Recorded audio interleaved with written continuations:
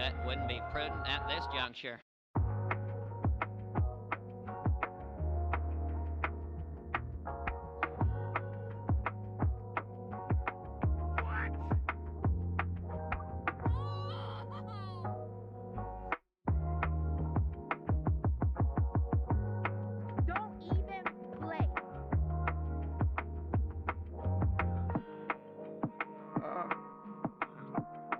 Your name, please?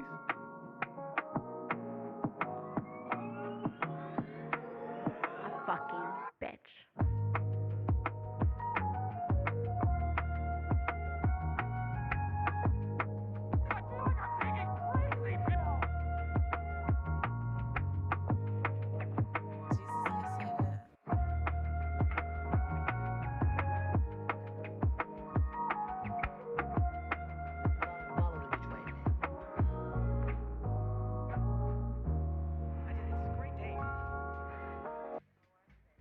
For being sad.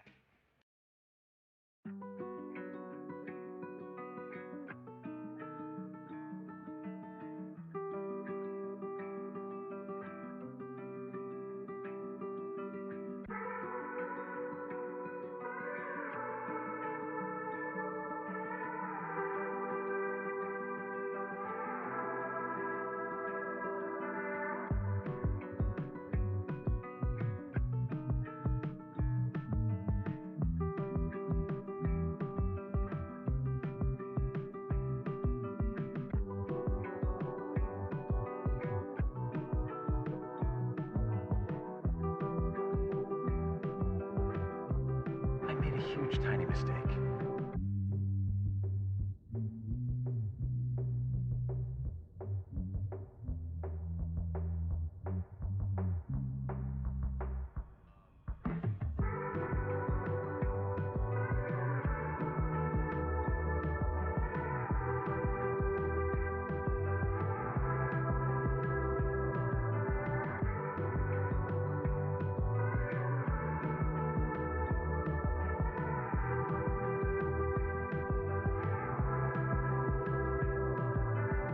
There's no point in you betraying your future self to gratify your present self. It's a stupid game.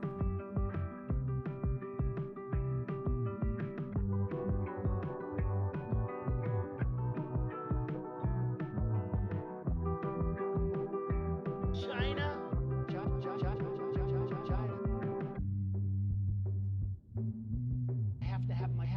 Have to have my China.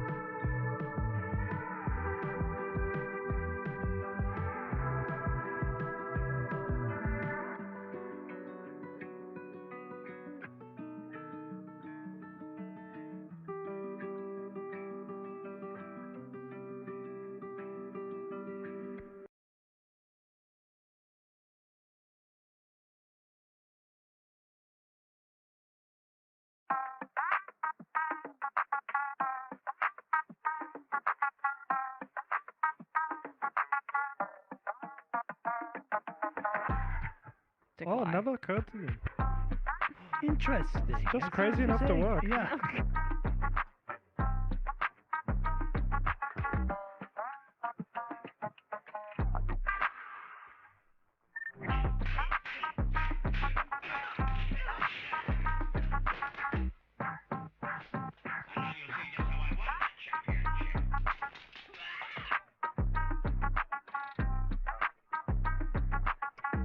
see that you know your judo well.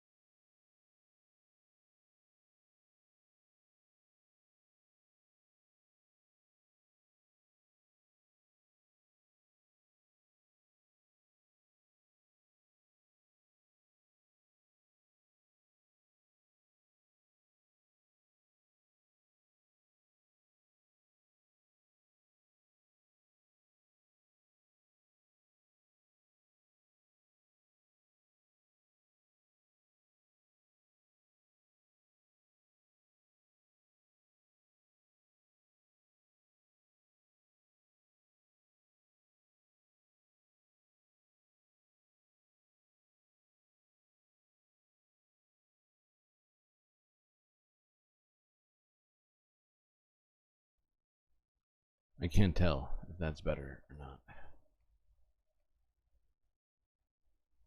This is wild.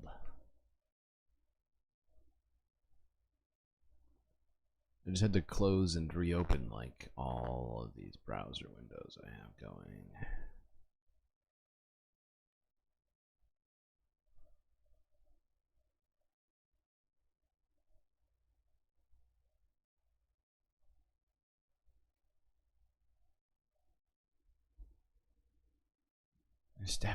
It definitely looks like it's lagging still.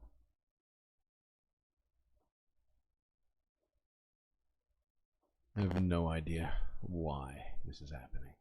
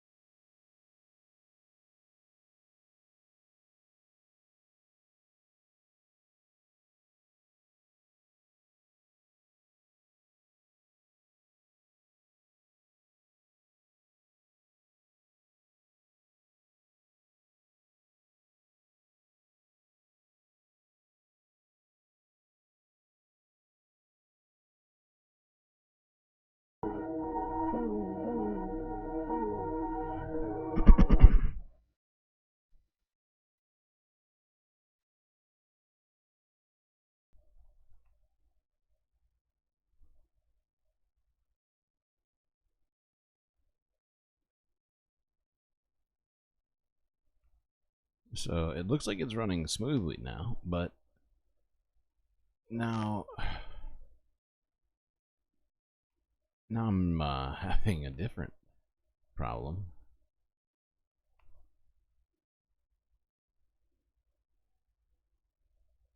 This is ridiculous.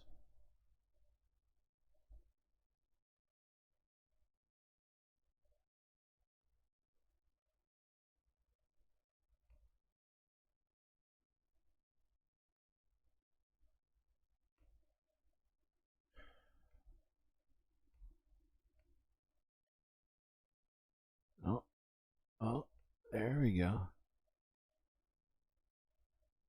Now that's working. This is good.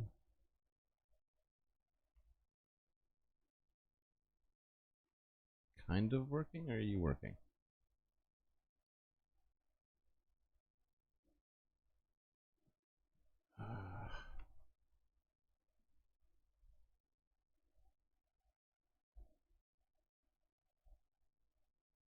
I don't understand why YouTube hates me so much.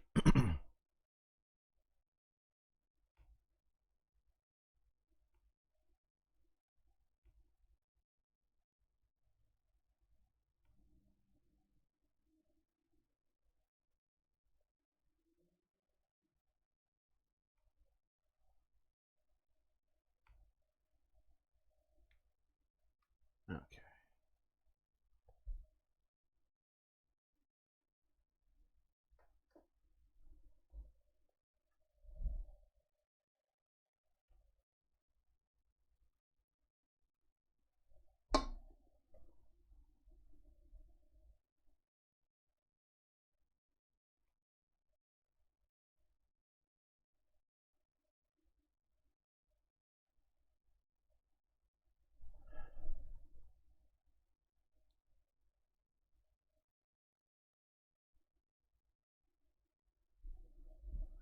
Seems fine. Okay, great.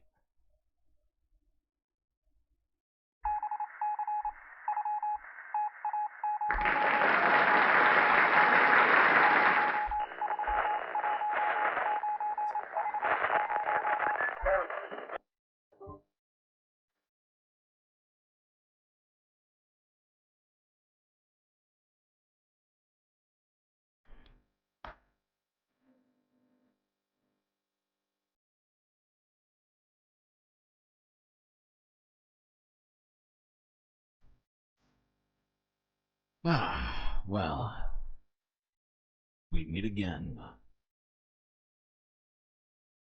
Good to see all of you folks.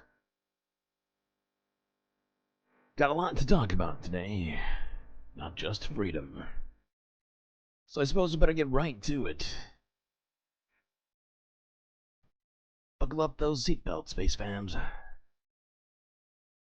About to take a journey through the unknown.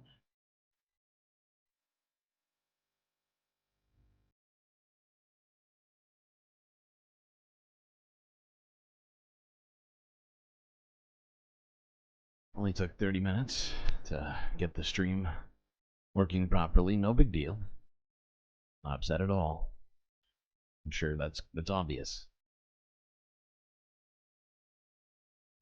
So many people have already shown up, and and yet nothing has happened. And for that, I am sorry. People like Bowen Owen, Jerry McLean, Donald James X, Mrs. Jen, BB, Bob Carmody, Clarity, Carlton Martin, Del Silverde, BCAT K,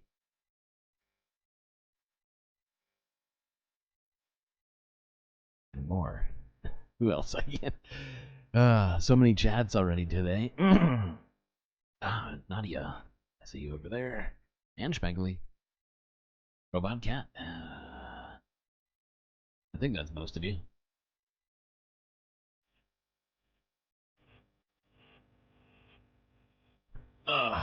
Well, it is July 4th. Still, momentarily, or at least, supposed Independence Day. Instead, Supreme Court of the United States recently told us, you know what, having a king was actually what the founders intended.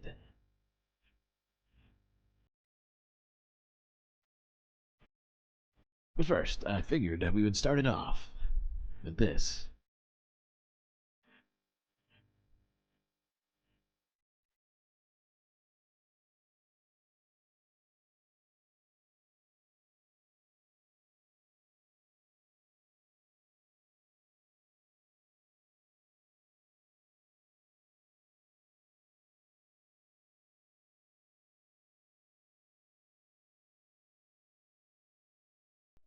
Oh, don't play me like that. Don't even play.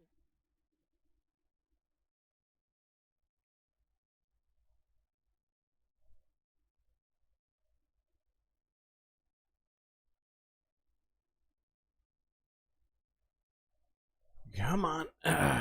Oh, there we go. Wait, no.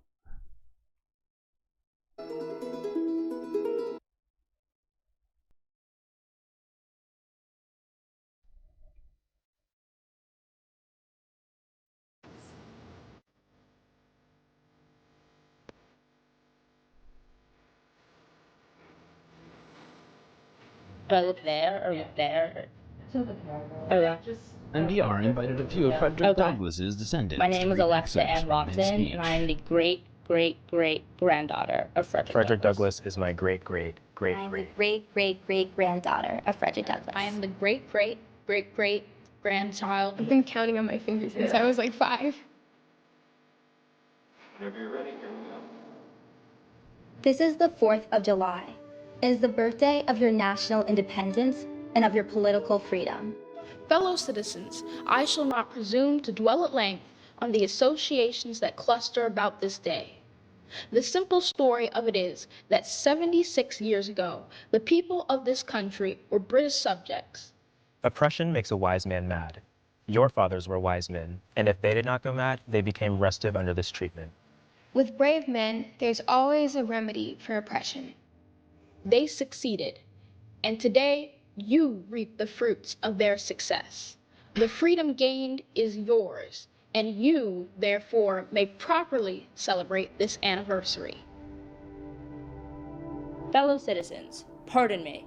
Allow me to ask, why am I called upon to speak here today? What have I, or those I represent, to do? Shit, is it lagging still? This is outrageous. This is outrageous and unacceptable.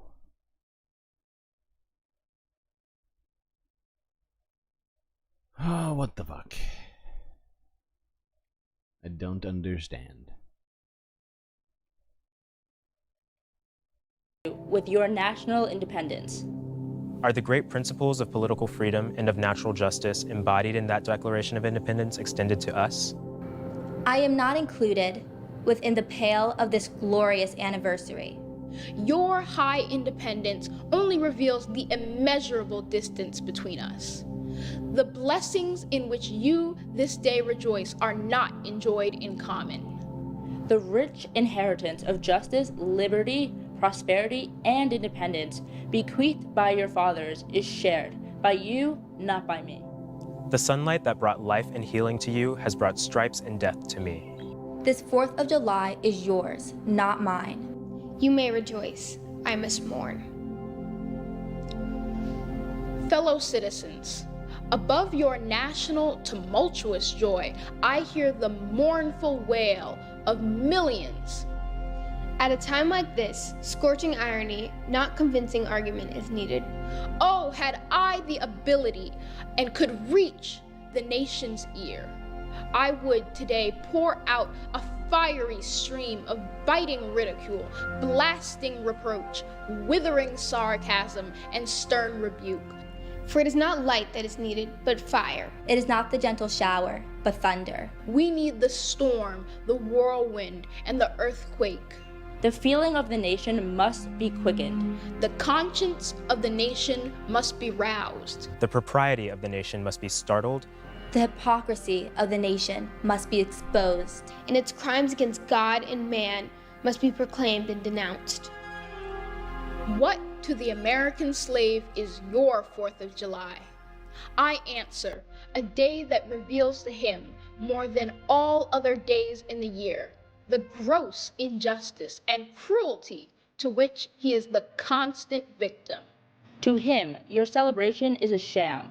Your boasted liberty an unholy license. Your national greatness, swelling vanity. Your sounds of rejoicing are empty and heartless. Your denunciations of tyrants, brass-fronted impudence. Your shouts of liberty and equality, hollow mockery.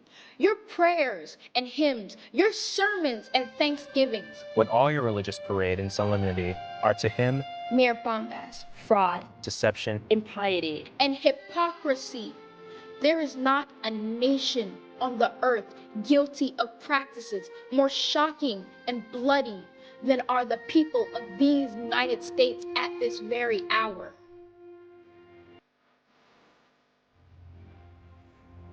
Allow me to say in conclusion, notwithstanding the dark picture I have this day presented of the state of the nation, I do not despair of this country.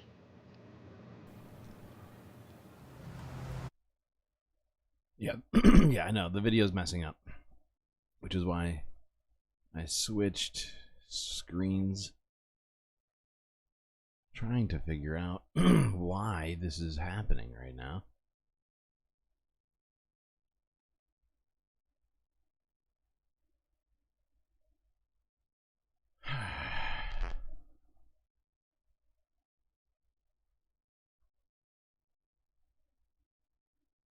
Yes, there's been problems since the very beginning. But for a second it looked like it was going fine, and now it's decided that it wants to start lagging again for unknown reasons.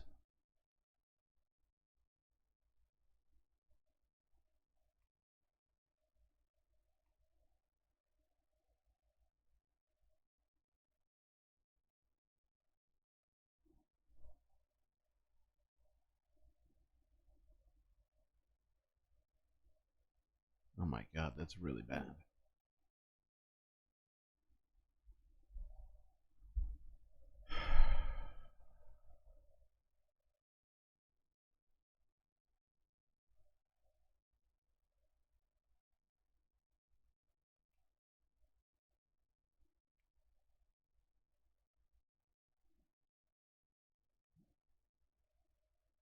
It kind of looks like it's running fine now.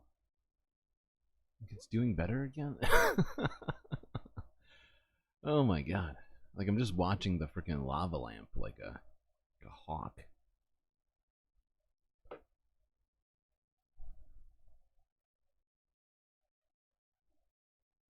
Oh god.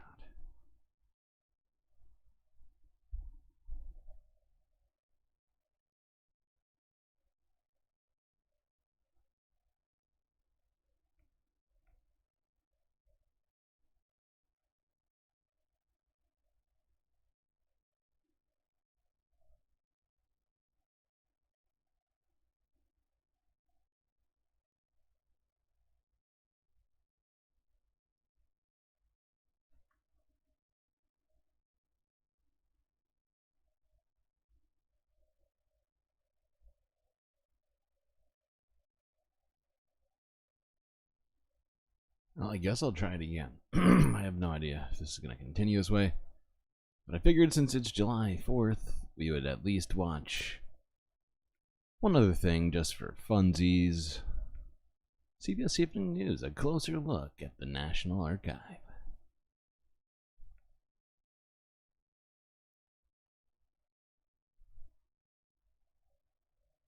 As we celebrate the country's birthday, now a look at some American treasures.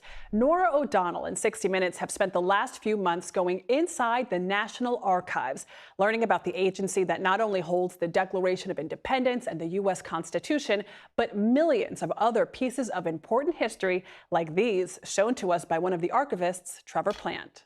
So what do we have here, Trevor? So these are oaths of allegiance. They happen to be from Valley Forge. So the Continental Congress passed an act in February of 1778. They wanted all commissioned officers to sign an oath of allegiance to the forming United States. This is a very different type of oath because it predates the Constitution. They sent 600 of these pre-printed forms to George Washington to have filled out and returned. So the irony is that Washington's army is coming out of the famous horrible winter at Valley Forge. The army can barely afford to feed them, clothe them, house them, supply them with arms and ammunition, but they're like, here's all this paperwork we want filled out and returned. So the army numbered them. So George Washington is number 1. As George Washington, Commander-in-Chief of the Armies of the United States of America, do acknowledge the United States of America to be free, independent, and sovereign states, and declares that the people thereof owe no allegiance or obedience to George III, King of Great Britain. So very different than our oath today. So this is original from 1778? Yes.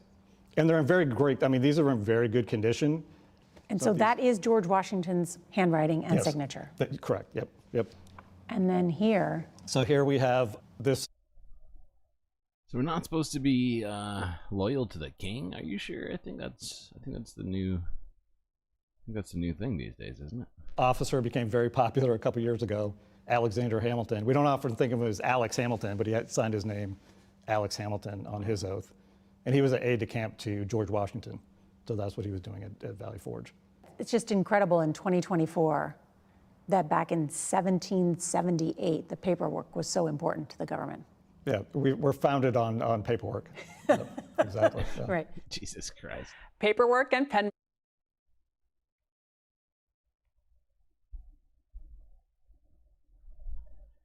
If our country is founded on paperwork, then it sounds like Donald Trump has committed just a mortal sin. Democratically, if you will.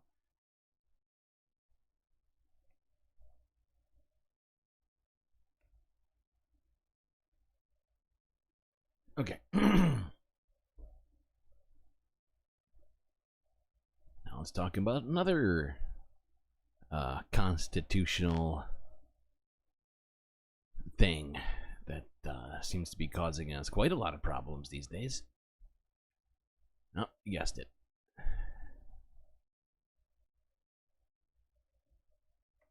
Get rid of the Second Amendment. Oh my god, the last day has been just fucking disgusting. I guess we'll start in Seattle. Auburn teenager recovering after being shot 3 times.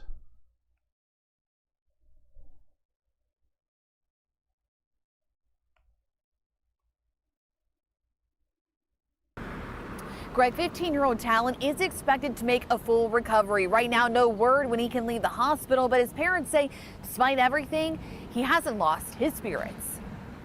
From his hospital bed, 15-year-old Talon recovering after being shot 3 times. His family wants his face blurred, concerned about his safety. Talon and his friends normally play basketball on their street, but around 2:30 Saturday morning, they were walking to a nearby school to shoot hoops.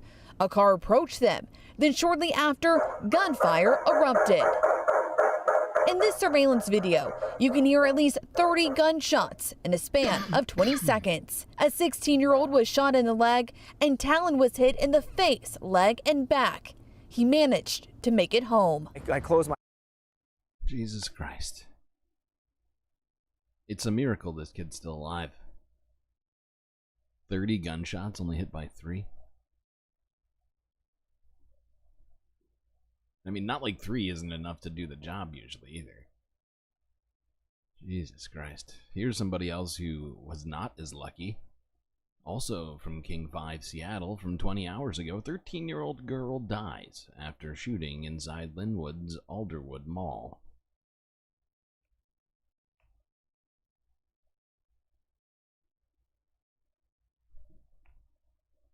What we see out here, like the hugs of relief, can be hard to reconcile with the trauma of what happened in there. I grew up in this area, I went to this mall, I still frequent it, and so to have this kind of violence, senseless violence occur is upsetting. How could it not be upsetting? Jada Woods Johnson was shot to death just after 6 o'clock in the food court area of Alderwood Mall.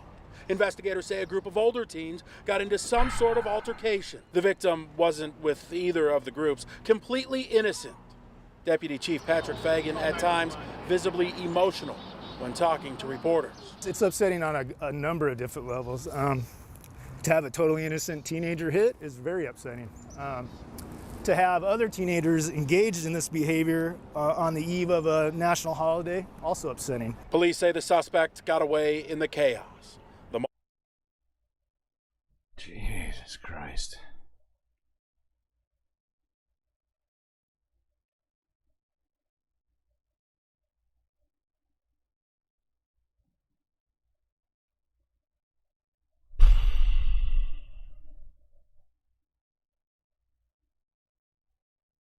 All right, let's go to the other side of the country, Philadelphia. Another teenage girl was shot and injured in a very similar story, but in a place called Montgomery County.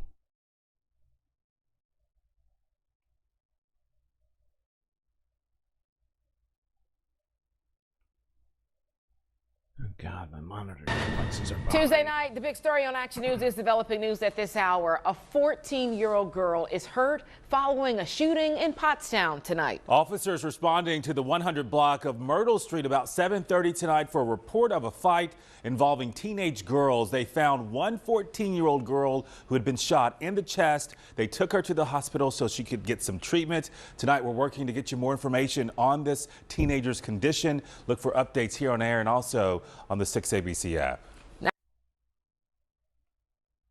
Man, too many of these stories end with, we don't have a whole lot of information.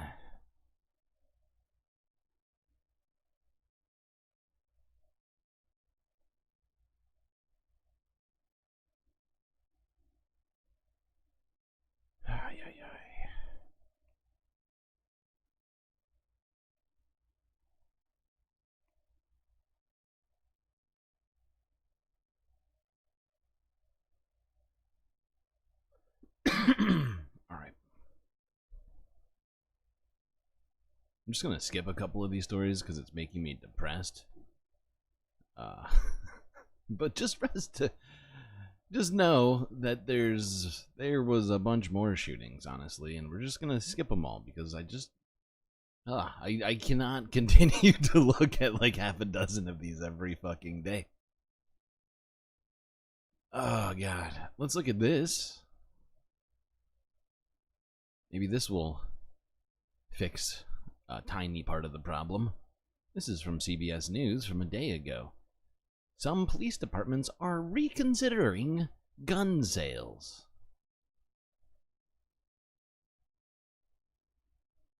If you're unaware, when police are done with their guns, they often just resell them to the public.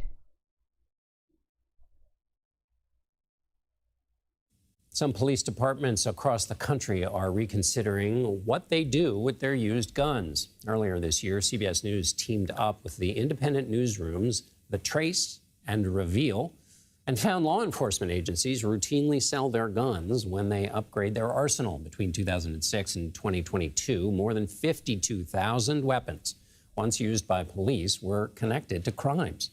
CBS News correspondent Stephen Stock has more on how one department is changing its policy. And that's just the guns that they figured out were connected to crimes. I mean, how many of them were used for crimes, but they never retrieved those guns? Like, it's gotta be like at least twice as many. The last 5 years has been the highest level of gun violence in the history of the city. In May, we walked with Reverend Charles Harrison and his volunteers, keeping an eye out and showing a presence to help make Indianapolis safer. Then in June, in this same neighborhood, 2 people were killed in separate shootings 5 minutes apart. Too many guns on the street. Including guns once owned by police departments. Our investigation found many law enforcement agencies sell or trade in their decommissioned guns. One sold by a California Sheriff's Department turned up in Indianapolis at the scene where 19-year-old Cameron Brown was killed. Since our investigation, Indianapolis Chief Christopher Bailey issued an administrative order directing his staff to stop selling any department-issued guns. So we're going to let our feelings be known to the mayor. We followed up with Reverend Harrison, who says he backs the chief's decision. We're going to do our part to assist Chief Bailey to no longer sell old police guns. Candace, let's. Yeah, yeah. I mean, there's multiple things I have in terms of objections with the reselling of police guns. First off, if those guns are functional, why are they quote unquote upgrading their arsenals all the time? Like, you know, like first off, like, come on. Like they're always complaining about not having enough money, and they're just randomly buying new weapons when they already have working weapons. It doesn't make sense. And then to just, I don't know, throw them out there onto the street. Seems like a stupid plan.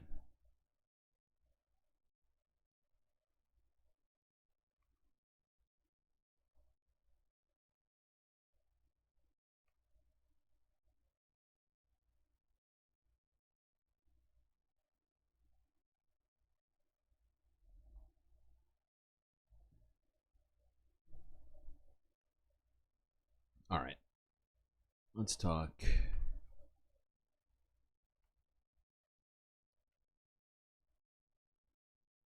about this, where recently a individual from Philadelphia was sentenced to 100 days in prison for his role in the January 6th insurrection.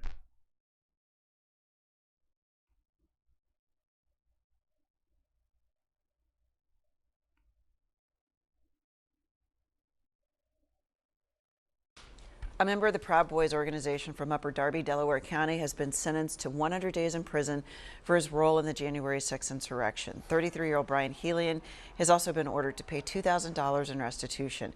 He pleaded guilty to civil disorder earlier this year. Helian was seen flashing hate symbols outside the Capitol and posing for pictures inside a senator's office during the riot. So this guy was one of the people who made it all the way into the, whoa, Daredevil gifted 5 community subs just now? Wow. Who got subs? Shakespeare, Midi Doctors, Tabert O, Faye Molly, and Jules to You all just got gifted a tier 1 sub from Daredevil. It's beautiful. It was beautiful. I appreciate that. I've totally forgotten what I was saying now. Oh, right. This guy went all the way into the Capitol. He was one of the people who made it all the way into Nancy Pelosi's office and started taking selfies. All he gets is 3 months in jail. 100 days. Unbelievable. Seriously, though, Dur, I really appreciate that. Really helping keep the Galactic News Network alive. Now all of you who I just mentioned have fancy galactic emotes and the ability to watch my stream on Twitch without ads. Truly an act of pure generosity.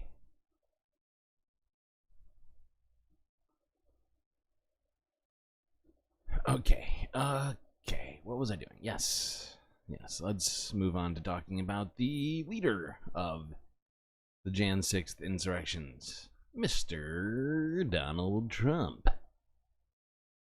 From 2 days ago here, let's look at this. Actually, I think we watched part of this, so I'm gonna speed us ahead to the part we didn't watch.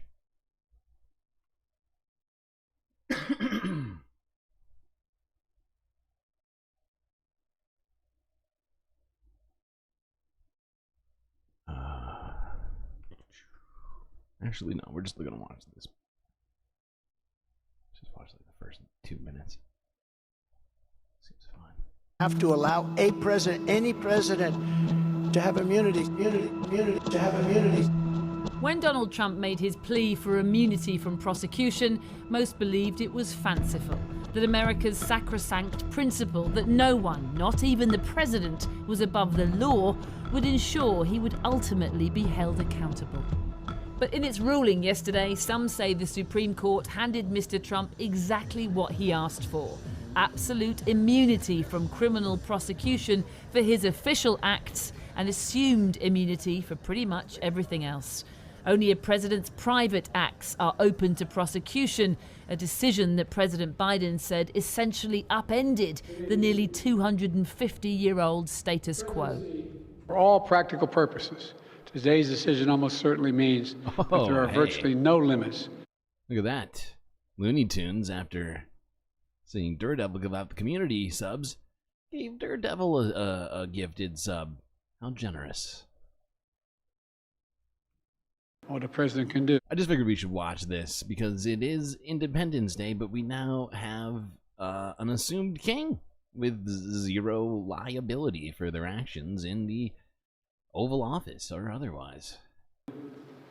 This is a fundamentally new principle, and it's a dangerous precedent because the power of the office will no longer be constrained by the law, even including the Supreme Court of the United States. The immediate impact of the ruling means the January the 6th case will now not likely be heard before the election, while the trial judge is forced to unpick what bits of Trump's actions. Dang, and Donald James coming in there with 300 bits. Oh my god. Hype train started. This is the first time that this notification has even been initiated. This is intense. Oh my god. So generous. Thank you all. We're 6% away from a level 2 hype train. Holy cow. What does that even mean? What's 6%? What is 6% exactly? Constitute official or private acts that can actually be prosecuted. And Trump's sentencing in his hush money trial, which was supposed to happen next week, will now likely be delayed after his lawyers claim the Supreme Court decision means his guilty verdict in that case should now be overturned. So what we have in New York is a situation where a substantial number of official acts of the presidency, things that we believe are official acts, were used as evidence to support the charges in that New York trial. We believe that that corrupts that trial. That indicates that that jury verdict needs to be overturned, and at the very least, we deserve a new trial. The Supreme Court justices claim their ruling does not mean a US president is now above the law. But just look at the immediate impact of their momentous decision. Trump's lawyers are already trying to have his hush money case thrown out, and his other criminal cases will doubtlessly be delayed and could even be derailed altogether as a result of their ruling.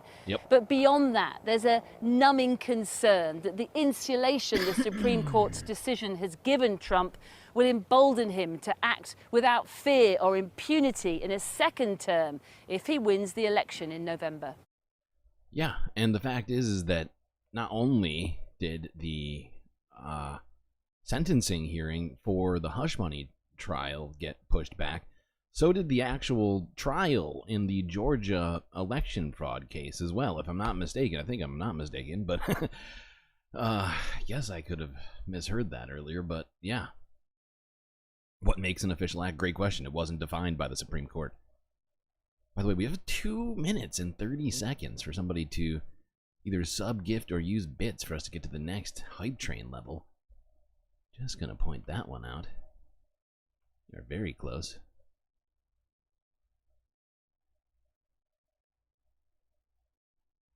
The guy is definitely sus. Which guy? Which guy? There was too many guys just talked about for me to know which one you mean. I assume Trump. But that's assuming a lot, considering we were just talking about the Supreme Court. Oh, I think I know who you're talking about. Was it Trump's lawyer? Because he's pretty sus looking. That's for sure. Paying off porn stars for their silence before having been elected to office. Official. I did everything right and they indicted me. Oh my god, Omega Star just came in with 100 bits, got us to level 2 hype train. I think that's gonna... Is that also gonna trigger a second... Is that gonna trigger a second notification? I don't know, I can't tell. It should. But there was 2 different ones that happened at the same time. Either way, we just got to level 2. Amazing.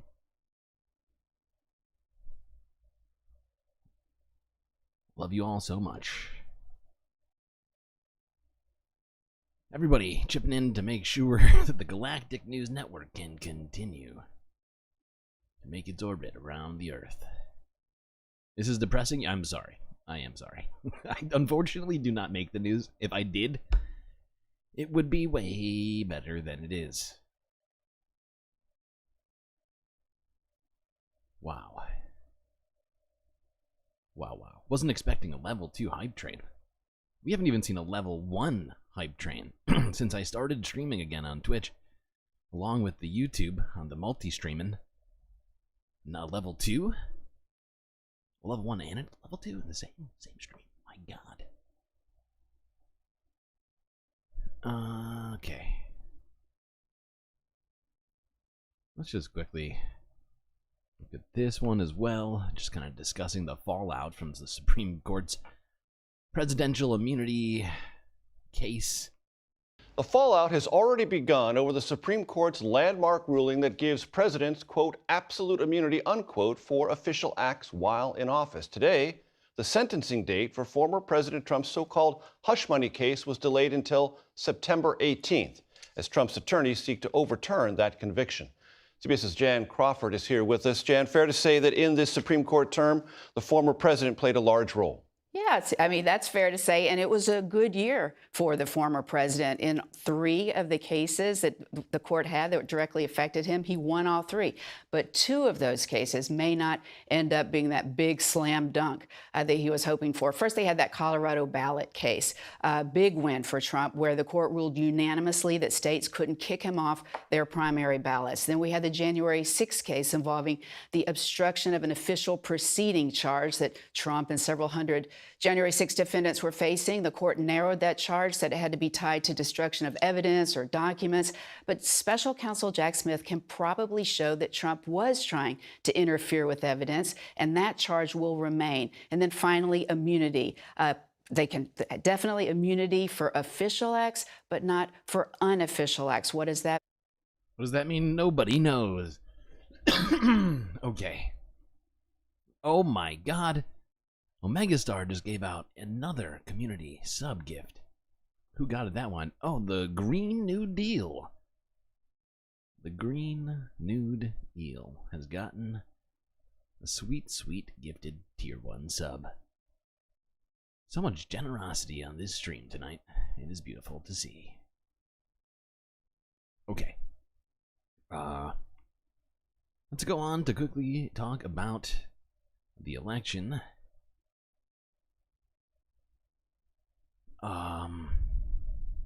But yeah, I mean, when they say them all in one go, it's pretty disturbing just what the Supreme Court has allowed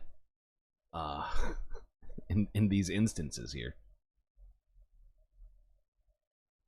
Really seems to go against everything that they supposedly are about.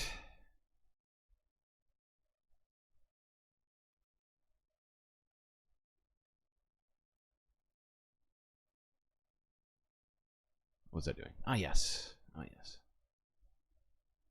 The election.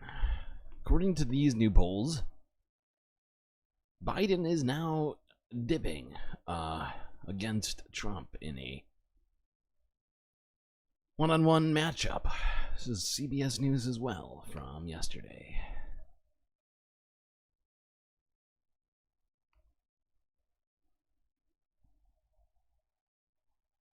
We begin our report at the White House, where the president has told his campaign staff he's, quote, in this race to the end, vowing to beat Donald Trump just as he did in 2020. Outside of the building, the pressure continues to grow that he'd drop out of the race. A senior Democrat in Congress has told CBS News there's a group of at least 25 House Democrats planning to sign a letter in the coming days that will ask the president to step aside as the Right. So I think we talked about this. I received a level 2 hype train emote. What does that mean? I don't know what that means. Either way, thank you everybody so much for that hype train. We nearly got to level 3, but level 2 is just incredible, unexpected. I don't know what this means though. Twitch is saying I have now received a level 2 hype train emote. Ooh, that's fancy. Does that mean the whole Do all my followers get that email? I don't know how that works. But yeah, we were talking about it earlier, that at least 24 congresspeople have signed a letter in a, you know, sort of behind the scenes, backroom dealing here to ask the president to step down. 500 subs or bust. 100%.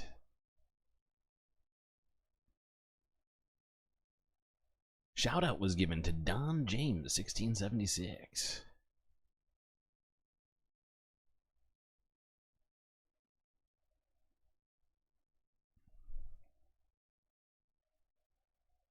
Oh, yeah, okay.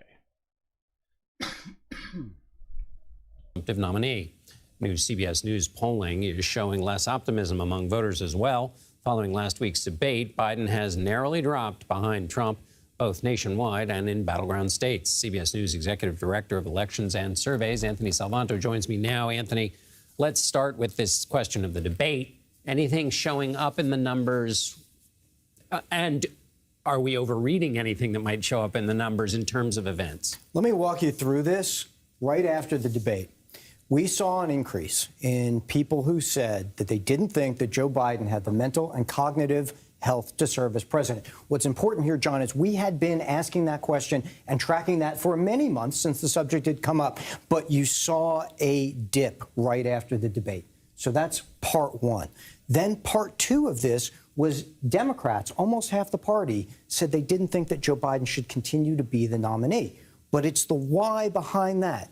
And not just for the reason, and specifically not for the reason, about decisions they thought he might make in office, but this one, which is that they didn't think he could campaign effectively. And that's important. You get a little bit of that strategic thinking there. They've been told, they believe there's a threat to democracy on the ballot this year. And so I'm going to bring you back to this point right here, which is our latest poll. And this is kind of depressed turnout. Right now, Democrats less likely to say they will vote. This is bad. This one right here is maybe the worst of all of these. And the fact is the first one sucks, right? In terms of people's belief in his abilities cognitively. But Democrats are almost always the people who turn out more than Republicans. And yet we got more Republicans saying they're going to turn out than Democrats. That's bad. That's not good. That's not where we should be at. But yeah, those I'm not a fan. I'm not a fan of those numbers. Not at all. This is why, like I've been saying ever since the debate, we need to, you know, although I guess it wasn't directly after the debate. It was once the, I guess really technically, the even first, like the tiniest hint of the narrative shifting to maybe Joe Biden's not great, because it was the first time we'd heard that sentence in like, I don't know, like a year and a half from the mainstream media, unless you were, I don't know, watching Fox News or something. But it was just shocking to me. It opened this sort of vacuum of, you know, for the future, if you will. And I was just like, you know, we really gotta be talking about what, who we will be replacing him if this is the plan, right? But that's because that's the number one thing we have to figure out, right? Is who is it that we start really pushing? Now, Kamala does have the best numbers right now against Trump. The people being put into these one-on-ones, though, is pretty narrow right now. If I were making the polls, I'd be throwing some other names, not Gretchen Whitmer or Gavin Newsom, probably. That's just me.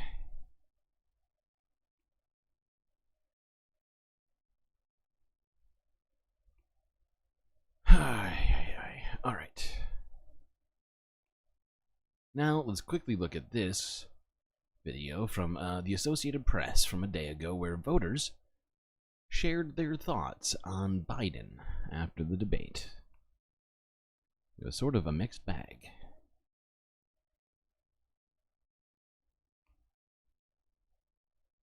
Are we at 30 I likes? think it's a little late for him to step down at this point. Oh, we are at 30 I was very likes, yeah. surprised when I saw the debate. I didn't realize the condition.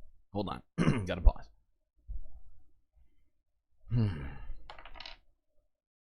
Ooh, a 1. Okay, that's a Bacula. Haven't seen Scott Bakula in a while. Maybe he's got something up his sleeve for us here.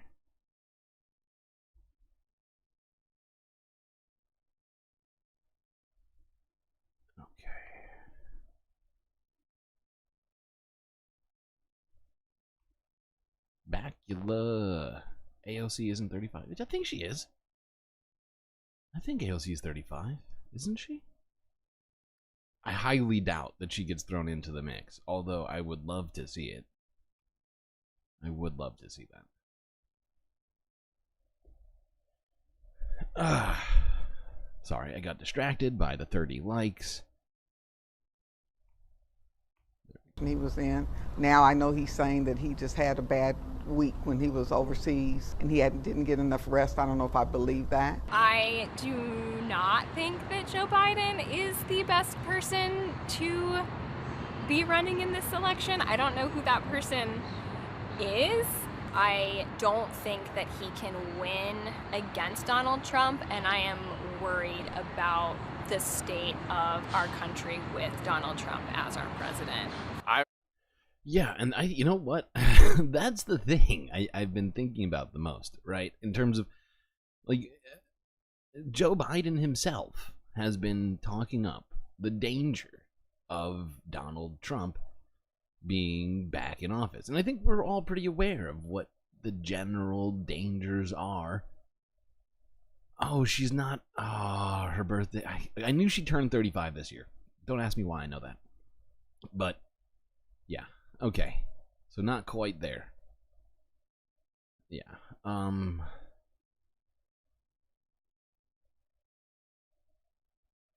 was I saying? Oh yeah.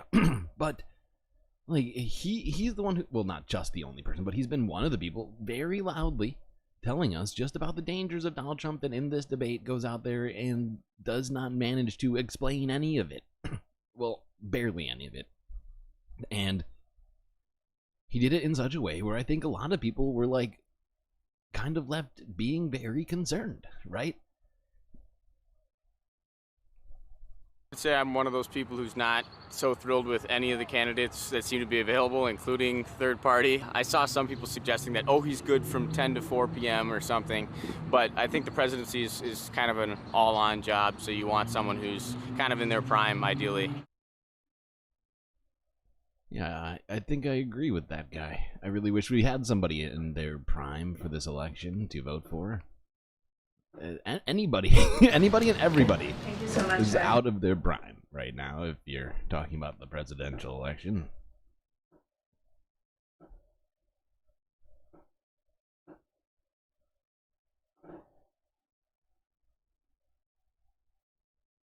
You can hear fireworks outside the space station. Must be some serious fireworks getting all the way up here.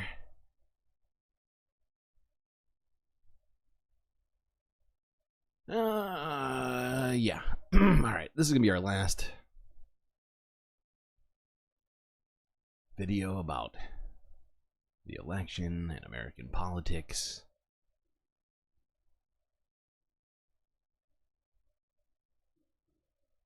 This is Corinne Jean-Pierre being asked about one of the many explanations given for Joe Biden's poor performance at the debate. This is from earlier today. Thank you so much, Karen. I just also wanted to follow up on the remarks the president made yesterday at the fundraiser.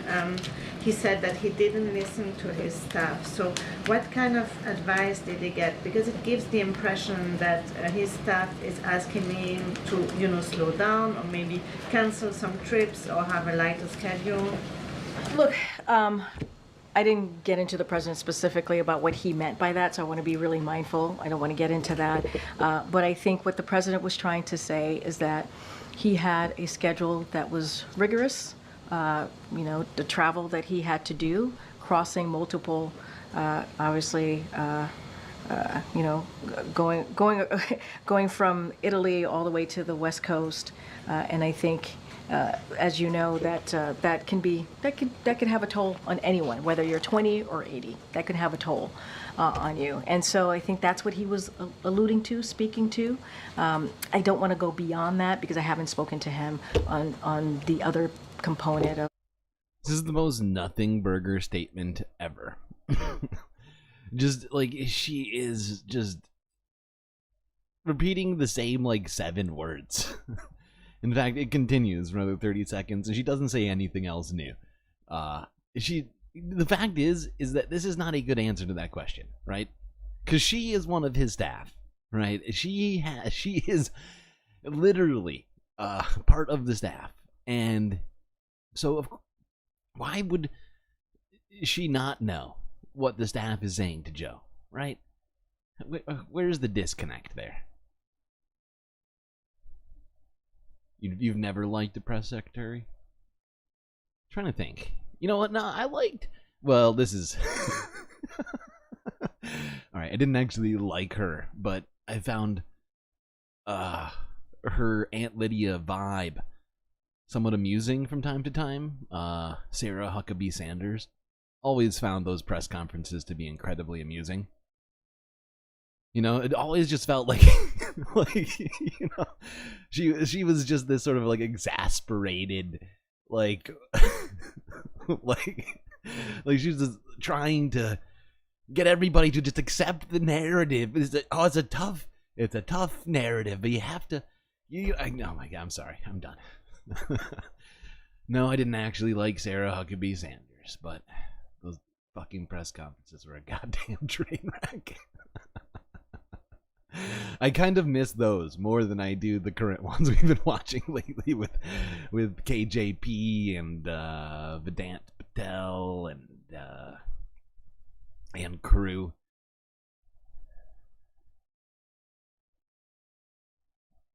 Ah, God. Do I see? I can't quite see them from where I'm at right now. I'm somewhat focused in here, surrounded by computers.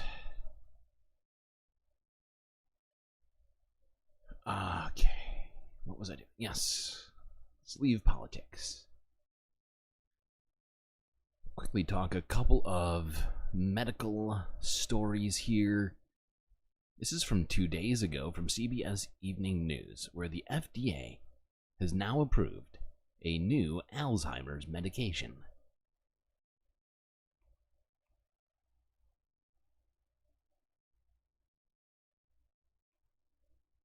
No relation to the last story, I can assure you.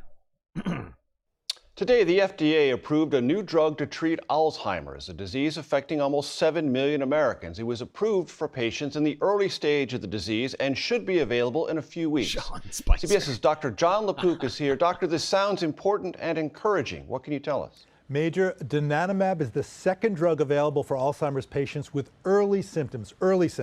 It will be sold under the brand name Kisunla, and it works by using an antibody to remove amyloid plaques that damage the brain. And it slowed cognitive decline overall by about 22% over 18 months. Now, it did not reverse the decline, but this is still exciting to me because previous trials over the years that have tried removing amyloid from the brain have not worked. And it's probably working now because more advanced brain scans can pick up the disease earlier so the drug can be given much sooner. Always a key question, side effects? Yeah, the most dangerous, the most serious side effects included temporary swelling and bleeding in the brain, which did cause 3 deaths, but that was less than 1% of patients. Any? Yeah. Okay. That's not scary at all. Brain swelling and bleeding. Okay. Although less than 1%, not terrible.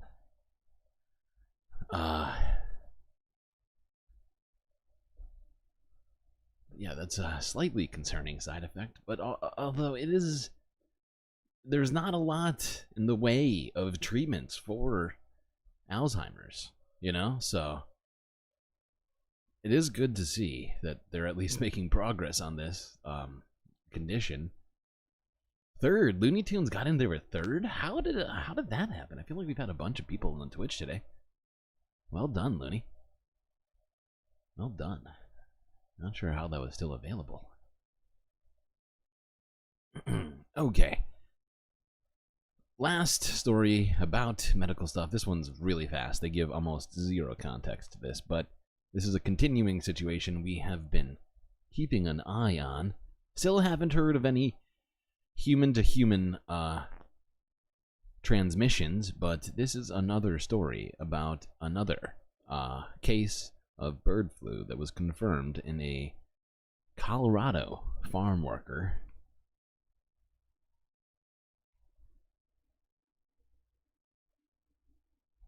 Just into our newsroom, we've learned a man in northern Colorado is sick with the bird flu. We're told this person had direct contact with cattle and the risk to the public is low. His only symptom was pink eye. He was tested after reporting his symptoms. Wow, they got her. They chopped that. Who was running the social media over there? They chopped her off before she even finished the goddamn sentence. Jesus Christ. But yeah, another case. I don't know exactly how many cases this is in terms of cattle to human transfer of this disease, but it is a continuing trend that continues to make me concerned, because the more that this happens, the more that it is prevalent in mammals, the more chances, the more likelihood there is for it to be, mutated, right? And for it to evolve, and for it to suddenly become something that humans do, in fact, transfer to one another, which would probably be really bad. But, fingers crossed, knock on wood. Let's hope that doesn't happen. Not the bird flu news again. I'm sorry. I'm sorry, I don't make the news. I'm sorry. Just find it. Alright, let's quickly talk about housing, both in Canada and the United States. First, let's start in Canada, where nearly 40% of new immigrants are thinking of moving due to Canada's high housing costs in a poll that was recently taken. It's the #1 concern right across the country, affording somewhere to live. And new figures give an idea of how many Canadians and new Canadians are struggling. The housing burden is starting to become backbreaking. A study by the Angus Reid Institute finds 28% of Canadians overall are considering relocating from their current province because of housing costs. That number goes up to 39% for people who have lived here less than a decade. And Hold on. What was that? Don James deemed an on-screen celebration. It didn't show on YouTube, but I just saw it on Twitch, and that was beautiful. That was breathtaking. Just Vergonia flags flying all over the place. My God, I am touched by that. Truly just glorious. If I say so myself, the creator of that Vergonia flag. Ah, wow. Somehow that was that was incredibly satisfying. 3% of newcomers living in Metro Vancouver are considering leaving. We fall into that category. Yeah, we're thinking about leaving BC or in Canada in general. AJ was born in Canada. His wife is from Japan. They're considering leaving due to the cost of living. But when it comes to actually putting them to daycare, it's cheaper to be a homestay mom than putting them to daycare. The study also found Alberta is the most popular domestic spot to relocate to at 18%, while 27% would just leave the country. We can't have the lifestyle, we can't have the housing, we can't have the freedom. That adds up to 45%. Yes. I gotta say, I am glad that the notifications are working We had a couple of problems with them in the early going days, but it is just great to see them all going off all the time. I gotta figure out how to, I don't know if that's possible with the on-screen celebration to make it happen on YouTube, but I'm gonna see if I can do that as well. I didn't even know. I honestly don't even know how you did that. Yeah, I think that added up to like 45% of Canadians were even considering moving internally or moving completely outside of the country because of housing costs. That's a lot. Oh, Mitty, is that true? Is that true? You know, I stopped researching like a few hours ago, and I knew that the Tories had suffered a incredible defeat. But let's not get ahead of ourselves, because we are going to be talking about that. But that is disappointing to hear that the Reform Party did well. For them to even get one vote is really just sort of a... Alright, that's going too far. Even, of course, they would have at least one vote. Nigel Farage, I'm sure, is voting for himself. Although I had a weird feeling about that, where I was like, I'll bet a bunch of conservatives are just leaving the Tories and going to Reform.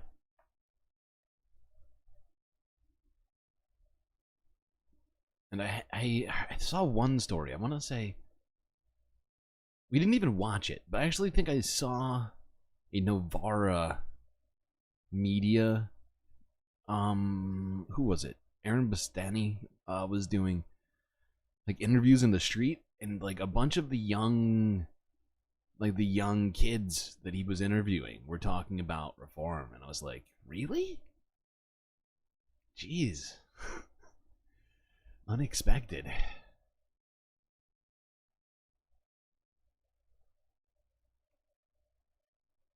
Although I do think it was in a slightly more conservative district. I could be wrong. My knowledge of the inner baseball of the UK is often underdeveloped, so there are things I probably miss. This I thought was a interesting story, and it's also talking about housing, but in the United States. This is from King 5 Seattle, where Seattle City Council is planning to vote on the potential of converting empty office space into housing. And now we've been talking about how like commercial real estate, like retail spaces and such as well, have been at historically high vacancies. They have been struggling ever since the pandemic to refill these buildings after everybody chose not to renew their leases on these spaces since they had everyone working at home. The return to work, in terms of return to the office, if you will, never truly happened in the way that I think that many real estate investors happen. So now, you know, they're having discussions, which I feel like we've been having for months now, about, hey, maybe we could turn it into housing. I don't know, just throwing that out there. Just an idea.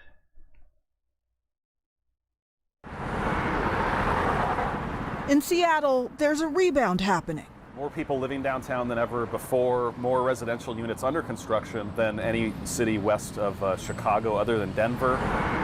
But downtown, there's a dilemma too, a surplus of empty commercial office space. The city says vacancy rates have jumped from 5% in 2019 to 25% early this year.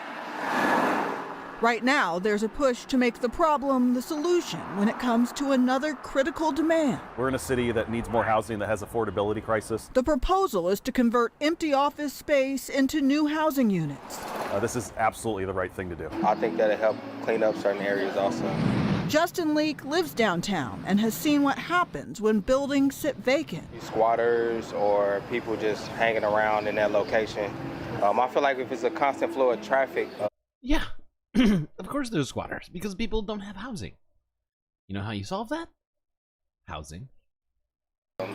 A lot of people don't really hang around areas. Yeah, financially, it just doesn't make sense for most developers and landowners now to convert office to residential. There's too many risks, there's too many costs. That's why John Scholes with the Downtown Seattle Association has been paying attention to legislation at City Hall. We know that any conversion would need to add plumbing and other amenities, which can be costly. And so this package also does include incentives. On Wednesday, the Land Use Committee discussed what's needed to convert existing buildings and create more housing. Because it won't happen without this legislation. This legislation removes barriers and costs and other constraints to converting office to residential downtown. You know, fuck that guy. Because the fact is, well, I mean, technically he's kind of right about it, but, I mean, what really needs to happen is instead of giving these, well, you know what, never mind. I mean, like, do I think that we should have the government take these things over? Kinda, yeah. But I guess this is a good step. I'm not going to complain. This is a good step. But just rezoning it and continuing to expect capitalism to solve the housing crisis is a little frustrating. But hey.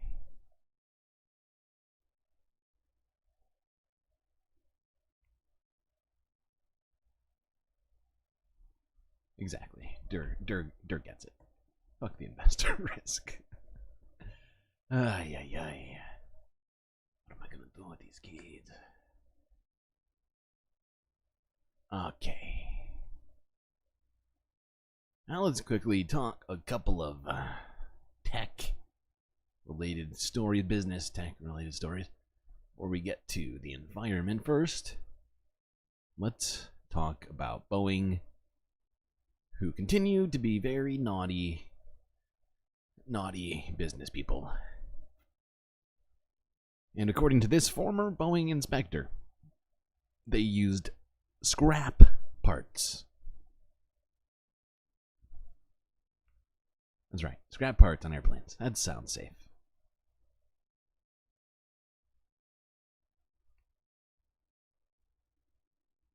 Thousands of airplane parts that were supposed to be scrapped ended up being installed in planes. Jesus Christ. This is according to a Boeing whistleblower. He claims he was forced out of his job for bringing up major safety issues like that. CNN's Pete Muntean explains how commercial flights may have taken off with bad parts. If Everett, Washington is a Boeing company town, then Merle Myers was a company man. A 30-year veteran of Boeing, Myers says his job as a quality control manager put his kids through college.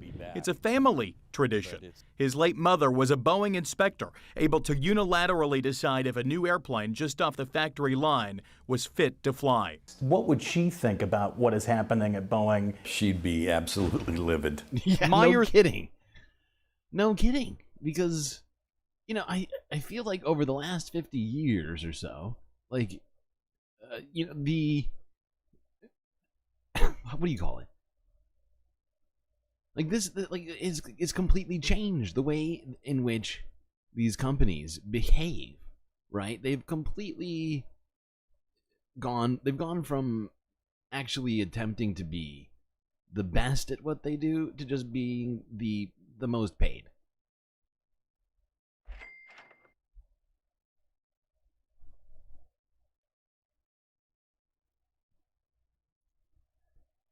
Did Corbyn keep his seat? Oh God, that's good. I hope that's true. Because I think I saw a story saying that there were some bad undercurrents with regards to that. New allegations detail an elaborate, off-the-books practice centering on parts deemed not safe to put in new airplanes. He is the latest whistleblower to come forward with claims of quality control lapses at Boeing. This is his first TV interview, inspired by the January 5th door plug blowout on an Alaska Airlines 737 MAX 9. Spray-painted red, bad parts deemed not up to Boeing standards are taken from Boeing's Everett plant and sent to its scrap facility in Auburn. But then one day in 2015, Myers says a crate of bad parts were improperly sent back from Auburn to Boeing's Everett factory. Myers alleges the practice continued for years, tallying that more than 50,000 parts escaped Boeing quality control. Come on. 50,000 parts? That's what we counted at the time. It seems like a heck of a lot. It's a heck of a lot indeed. What does that say to you? Well, that says it puts people's lives at risk, not just passengers, but flight crews. And Yeah, no shit. No shit. And in fact, I think flight crews are the most risk. Why? Because they're on the planes all the time. Oh my god. Oh my god. That's wild. Why is it that everything that we keep hearing about Boeing is bad?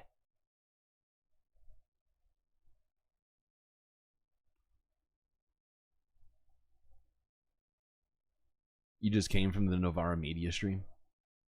Yeah, I was actually watching a little bit of that earlier. If you're just coming from it, they must have been going for hours today. Good God. Usually their streams are pretty short, although I guess sometimes they do go long. That must have been like a 5-hour stream or something.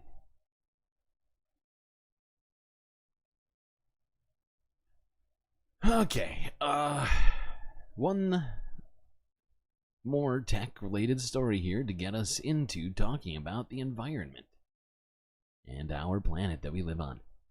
This is from Wyon from a day ago. According to them, Google's emissions are now up by 50%. Tech giant blames AI.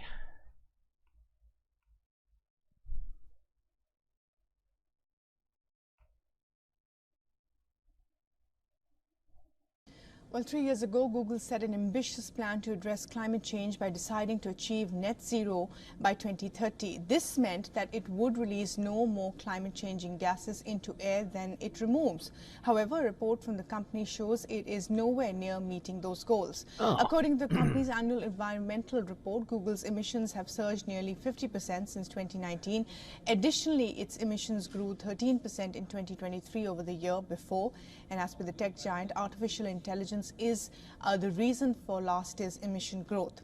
According to the company, with AI, the demand for energy for data centers has gone up even more. These data centers consume massive amounts of electricity for computing and to cool equipment. Experts say that the rapidly expanding data centers needed to power AI threaten the entire transition to clean electricity. That's because a new data center with its need for electricity can delay the closure of the power plant that burns fossil fuel. Furthermore, data centers are also challenging the sustainability pledges of other major tech companies. For instance, Microsoft's carbon emissions have risen 30% since 2020 due to data center expansion, and it could get worse. Now, according to the International Energy Agency, global data center and AI electricity demand could double by 2026. That's just like, what, a year from now? Jesus Christ. Could double in the next year? That is just wild. Net zero is a capitalist scam. Depends on who's saying it, I feel like. But I do get the sentiment, because I feel like net zero is said too many times by capitalists to help justify their worst practices. No, we're going net zero. I swear, everything's fine. Don't worry. Carbon capture. But the fact is, the actual concept has been bastardized, because we do in fact need net zero, right? But I do get what you're saying. It's just too often touted as this sort of bullshit facade.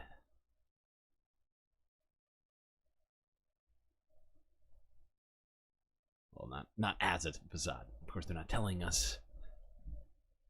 But most of us see right through it. Alright, let's go to this. This happened earlier this afternoon in off of Vancouver Island on the west coast. This is from King 5 Seattle. According to them, a 5.7 magnitude earthquake struck that area here. after a series of shocks as well. But A series of earthquakes hit the coast of British Columbia. Stop. Wait, what was I saying? Oh, right, that's what I was going to say. But no significant damage was reported. Just got distracted. I just noticed a bunch of Jessicas out of my right eye here, just kind of popping in and out.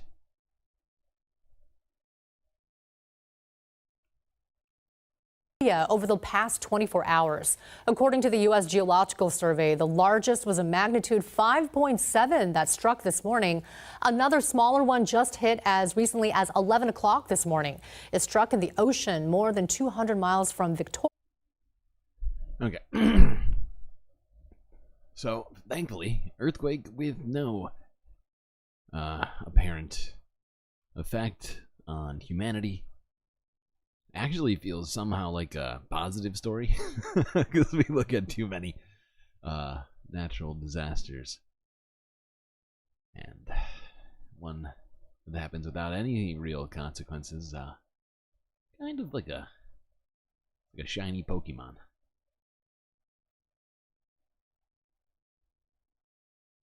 Keir Starmer looks like Richard Spencer. Oh my god, now that you've said it, I can't unsee it. Oh my god.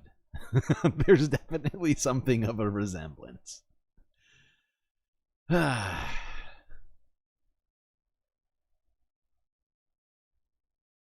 like if you forced me to decide, I would take Starmer over Spencer.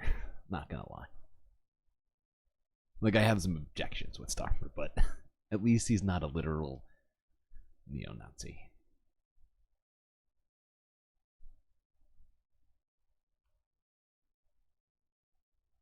Okay, well, the western United States are still on fire, specifically California. And more fires continue to pop up seemingly every single fucking day. And yeah, I guess we'll start with this one from NBC News here, just discussing broadly some of these fires and the dangerous heat wave which is currently hitting the West.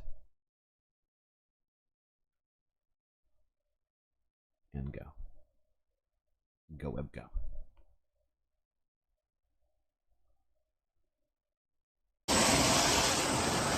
Tonight, a massive wildfire in Northern California burning out of control amid triple-digit temperatures. The Thompson fire spreading across more than 3,500 acres with zero containment. As tens of thousands scramble to safety ahead of the July 4th holiday, forced to evacuate with the fire bearing down on residential neighborhoods outside the city of Oroville. I'm a little bit worried that, we might not have a place to go back to. Several homes and structures destroyed as firefighters work round the clock to battle the fast-moving blaze. Flames burning on either side of the Oroville Dam spillway. Crews are using Lake Oroville here to try to fight this fire. You can see multiple helicopters right now are coming to the lake, picking up water to attack this fire from the air. The Inferno, one of several burning across the West with intense heat and heavy winds creating conditions ripe for fire. What's the biggest challenge right now? I would say the biggest challenge is obviously the conditions. The high temperatures, those low humidities, and without a doubt the wind is going to be the biggest concern. This is 120 million people are facing heat alerts as a dangerous heat wave scorches large swaths of the country. In Phoenix, where temperatures hit 113, the heat wave turning deadly. A 10-year-old boy died after being airlifted from a trail where authorities say he was hiking with family. So far this year, 13 people have died from heat-related incidents in Maricopa County, with another 162 still under investigation. Back in California, the relentless conditions just getting started, with no relief expected through the holiday weekend, leaving the region on edge. And with that, Liz joins us now. Liz, we see all that destruction there behind you. Any word on the cause of this fire? Tom, no cause yet. Officials are still investigating. But yeah, you can see the destruction this fire has done. That home behind me completely destroyed. Those 2 cars there burned to a crisp. We are told that 8 firefighters have been injured fighting this fire. The governor has declared a state of emergency for the county. Tom. Thanks for watching. Stay up. Hey, Lester. Okay. Yeah. Oh, my God. What is the deal with my lungs today? I feel like I'm coughing an incredible amount. Yes, the lords are undemocratic. But what about space lords? Just kidding, just kidding. I'll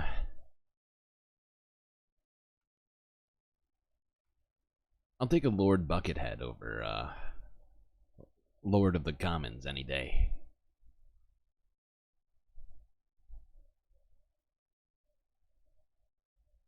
That's right, I know British stuff. Okay, let's go on talking about some of these fires in particular, or in specific cases here. First, we're going to go to this one. This is in Ventura, California, where evacuations have been ordered due to a brush fire, which is happening there.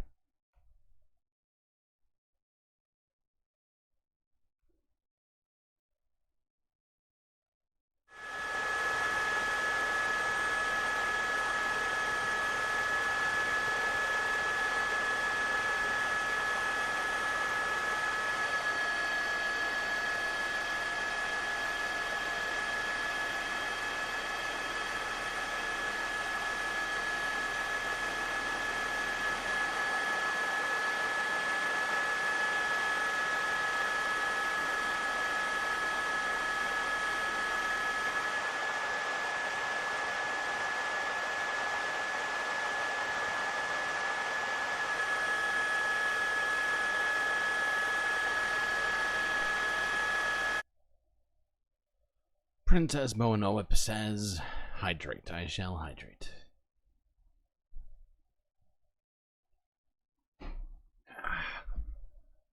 Okay. I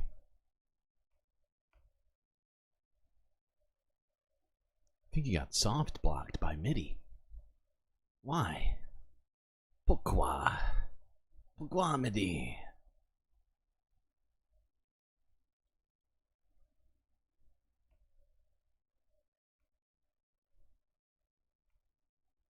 Maybe a Twizzler? What is a Twizzler? Are you talking about the candy? Why would that help? Life is sad sometimes. Jesus Christ. Okay. Let's look at this. This is a different fire, I'm pretty sure. This is ridiculous. Okay, Cron 4. Lower Lake fire forces immediate evacuations.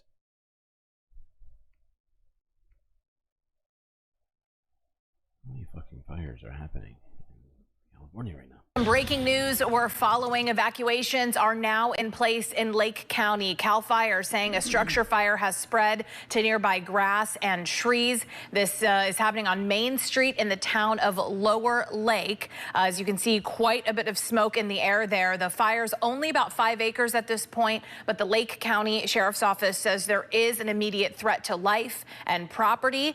People need to get out now. Again, this is in the Lower Lake area of Lake County. CAL FIRE says these flames are spreading rapidly. Officials are asking people not to call 911 unless it is a life-threatening emergency. But what you need to do is get out of your home. Oh, God. We are hearing too many of these stories. You need to get out of your home. Oh, I'd hate to hear that one if I was in Lower Lake County here. I don't think anybody wants to hear that, generally speaking. And yet, we're not done talking about evacuations. From CBS News from a day ago. California wildfire forces evacuations for 28,000.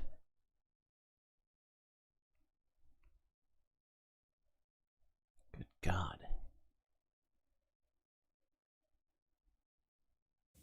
A county in Northern California is under a state of emergency as a major wildfire burns through the area. The Thompson Fire has burned through more than 3,500 acres in Butte County since it started Tuesday morning. That's almost the size of LAX Airport. Some 28,000 people are also under evacuation order. So this is the one we were talking about yesterday. So that's 3 different evacuations. One from that brush fire in Ventura. The smaller fire there going on in the lower lake. It's insane. I don't know the exact numbers on how many people have been evacuated at this point, but clearly in the thousands, tens of thousands. Elise Preston is in Oroville with the latest. Elise? John, this is just one of at least 3 homes that have burned to the ground here in Butte County. Raging flames have consumed more than 3,500 acres, and firefighters tell us this fire is 0% contained. The fire is so out of control, 28,000 people were forced to evacuate. Here in Northern California, crews are trying to get a handle on the wildfire while also battling triple-digit temperatures. They're using a nearby reservoir to make water drops to help stop out this wildfire. But the dry and windy conditions are expected to stick around through the holiday weekend. 0% contained. 30,000 people evacuated. And with it being 0% contained, you would think that that leaves all of those people in, I guess, what you would call limbo, having no clear expectations for the future. I mean, it's compounded by the fact that you might not even have a house to go back to.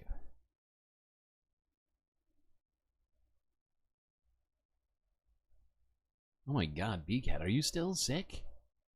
This is ridiculous. It's been like 2 weeks. Alright, maybe I'm exaggerating, but it feels like it's been forever. You've never blocked anyone ever. Wow.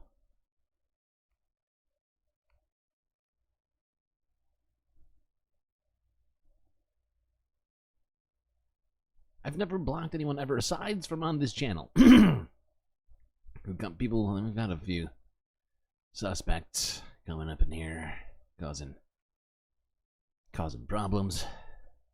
Aside from that, though, like regular chats, like outside of here, I never really think about doing that much. Okay, through here. Okay, almost done talking about the fires. Just a couple more things here to look at.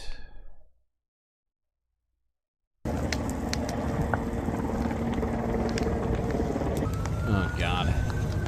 That hose is not nearly good enough. It needs to be at least 3 times as big.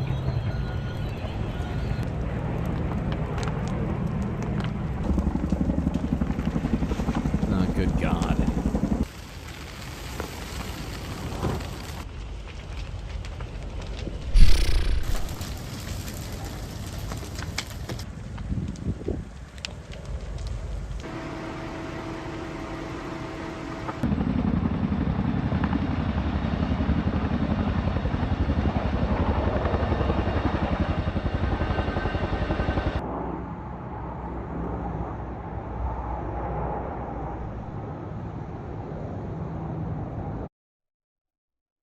Woof. It's only been 4 days. Well, it feels like weeks. And I know I'm not the one who's experiencing the sickness, but that does not. It doesn't change anything for me. It just makes me, even more sad. How has it only been 4 days?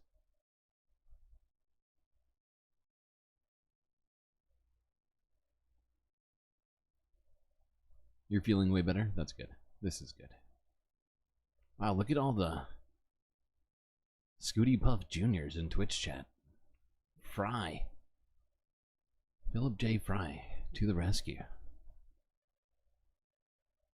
Okay.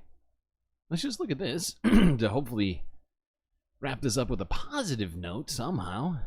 This is from Reuters from a day ago. An inside look at America's new firefighting aircraft.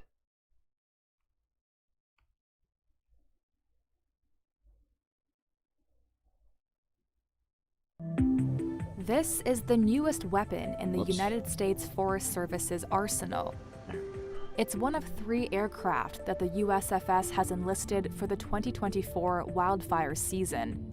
Each plane can load 3,000 gallons of water or fire retardant in as little as 6 minutes. It also doesn't require ground support, making them highly independent.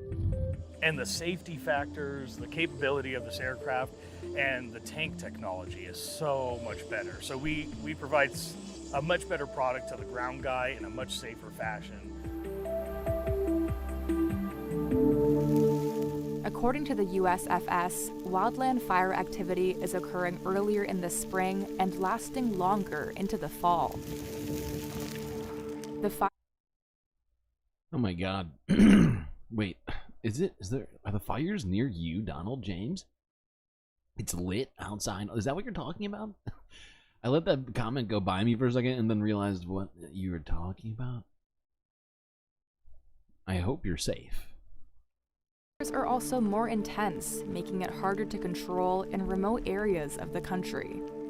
Alex Robertson is the USFS Acting Director of Fire and Aviation Management. The one thing that I would say with 100% confidence is conditions are different today than they were in the past in a lot of different ways, and that those impacts are compounding on a yearly basis to where we keep seeing things that we've never seen before.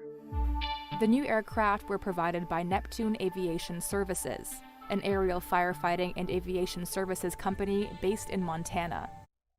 Wait, the applause isn't working. Are you sure? I saw it and heard it. Maybe Twitch is just behind? Maybe Twitch is behind the YouTube? I definitely heard and saw your your applause go off. Oh, the fireworks. That's good. That's much better. Glad to hear you're not in peril.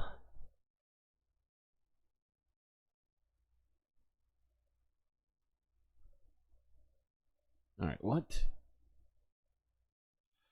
What next? Yeah, no, this is your fault, Donald James. You should have specified. You're in California. You say it's lit outside and we're talking about all these fucking fires. I mean, what's a guy to think exactly?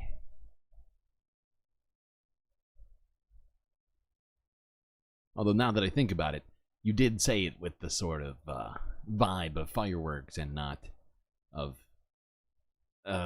flaming hellscape. So I could have taken clues from that, I suppose. Choking on ashes, your green MP won.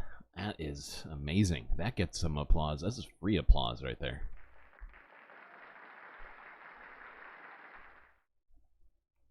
You turned off the YouTube audio. The fact is, the sound should be working for both. And I don't know how it's possible for one to work and not the other. Because the fact is, the notifications actually get triggered by my stream software, not by Twitch, technically. Well, they're communicating, but like they actually that's throwing me off. That's gonna throw me off for a while. I have no idea how that's possible. All right, let's talk about this. As in Colorado, a new law has come into fruition, I guess you would say, which is limiting the sale of certain pesticides. Honeybee advocates are saying it's a great first step. Honeybee advocates. Didn't realize they had advocates. Well, Colorado is limiting the sales of a pesticide after a new law went into effect this week. So this chemical kills pollinators and now can only be sold by licensed retailers. Denver 7's Colette Bordelon spoke with those who support that legislation, but say there's still more to be done to protect our pollinators. Beth Connery has been doing this for a long time. 25 years probably. Quite some time. But every day with her honeybees. This is called an inner cover. This is a little hive. She learns something new and loves it. Oh, this is great. Connery is concerned about declining bee populations. Honeybees, because they are a colony bee, are considered to be holy grail of pollination. Saying we all should care too. I think the last time I looked, we all like to eat. And bees are incredibly important for food production. A Colorado law passed in 2023 limits where a certain pesticide can be sold. It just went into effect this week. It's a pesticide, and it's what we call a systemic pesticide, which means that it is something that suffuses throughout the tissues of a plant. Amy Yarger with the Butterfly Pavilion explained the science behind neonicotinoids. It's not just confined to where you apply it, it actually goes through the flowers and the roots and all like that. 1 teaspoon of neonicotinoids can kill over 1 billion bees. State Senator Sonia Jaquez. 1 billion bees? My God. This is one of the sponsors of SB 23-266. And we have an exemption in the bill that agricultural use can still use them, but those folks are trained. They're certified applicators of pesticides. So now it will be only licensed dealers that can sell the neonicotinoids. And so that will limit some access of homeowners to be able to use that chemical. Joyce Kennedy, the executive director of the People and Pollinators Action Network, supported the legislation, but believes more needs to be done. Just don't want people to be complacent that now there's this more limited use category that this neonicotinoid sits in, but there's still going to be wide access. And yeah, that's what it sounded like. So it certainly doesn't sound like it's being outlawed in any way. It's just going to be regulated more. Doesn't seem like that's going to completely stop people at all from getting it. But hopefully this will at least slow it down to some degree and give the bees a bit of a head start, whatever you want to call it. Americans are weird. Yeah, we're a little weird. It's true.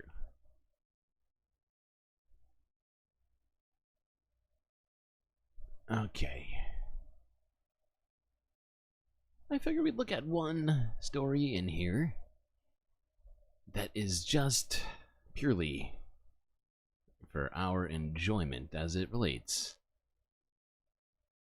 to the environment.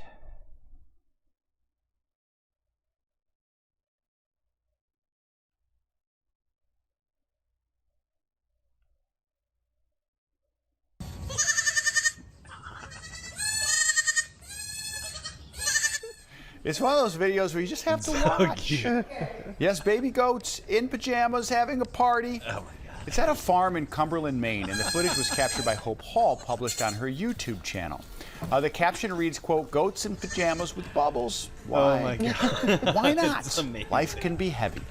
An estimated 60 playful little goats born on the farm each spring.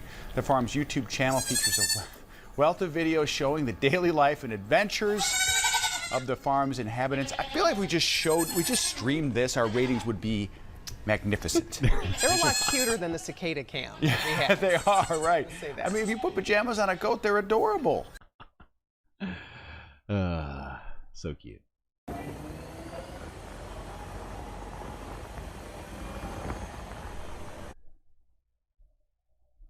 I just figured you all deserved just a little bit of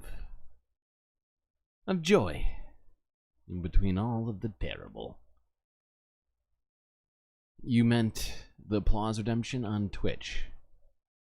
Yes, no, I understood what you meant. What I'm saying is I saw the notification and I heard it. So I just don't know how it is that you didn't hear it. And it's throwing me off a lot.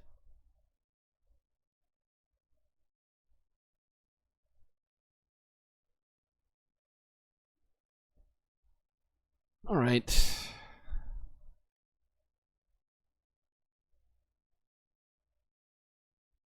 Now on to talking about stuff that's not as fun as baby goats.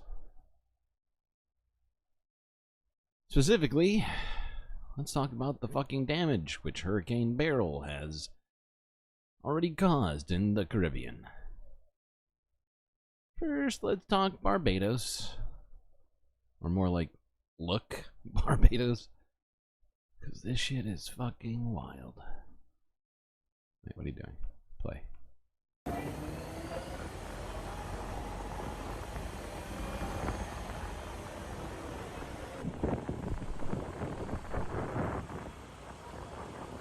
This is insane.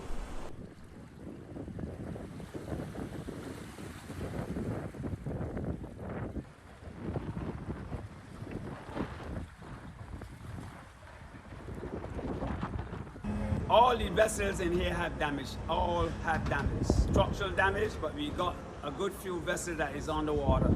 We don't know how much the total is right now, but we estimate about 30 or maybe 40 vessels on the water.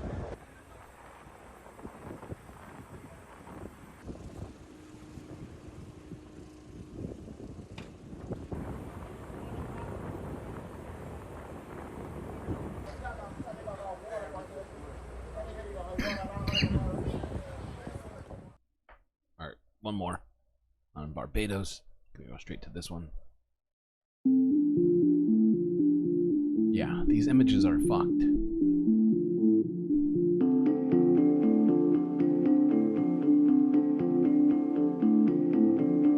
Now, to remind you, Hurricane Beryl made landfall here.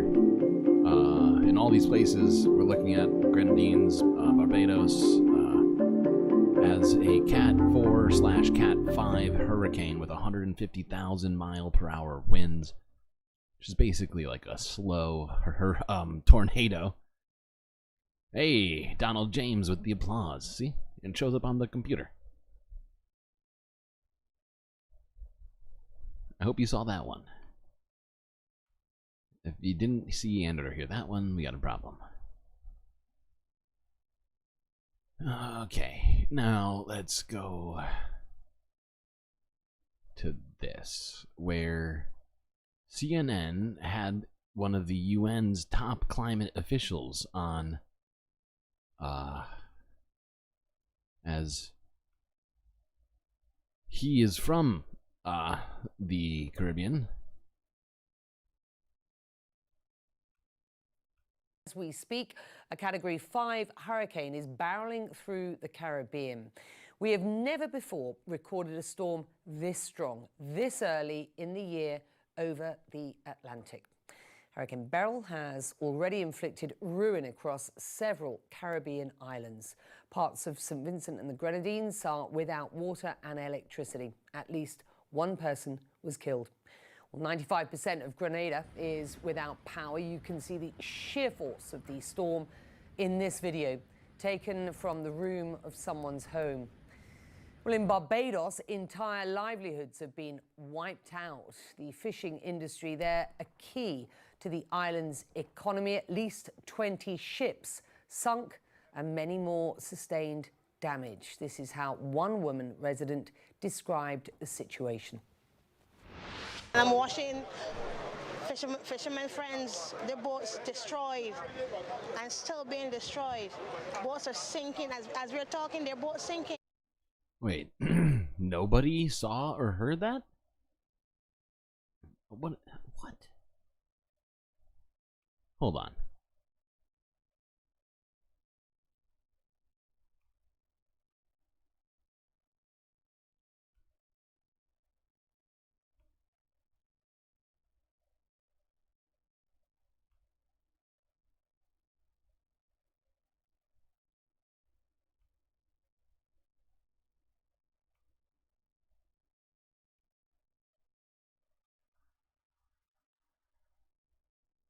You don't see or hear that? Because I saw and heard it. And I don't understand how it's possible that I can see and hear it, but you can't. Everything I see and hear goes straight straight to the feed. It's very confusing for me.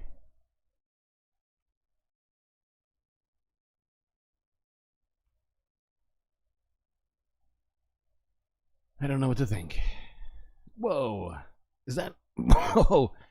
That's a lot of Garys. That is a lot of Garys. On-screen celebration of Gary. You can see the Gary celebration. So can I. At least I did. It's very weird. All of the... Just remember that all of the... At least they're supposed to. They all are supposed to show up like on like this screen. Right? Like on my computer screen on my desk here. And I can see it, and I don't know why people aren't seeing it. It's throwing me the fuck off. And the fact is, I saw it on YouTube. I'm watching it on YouTube. Like, I have a monitoring device right here. I definitely saw it. This is killing me. I feel like I'm in the goddamn Twilight Zone.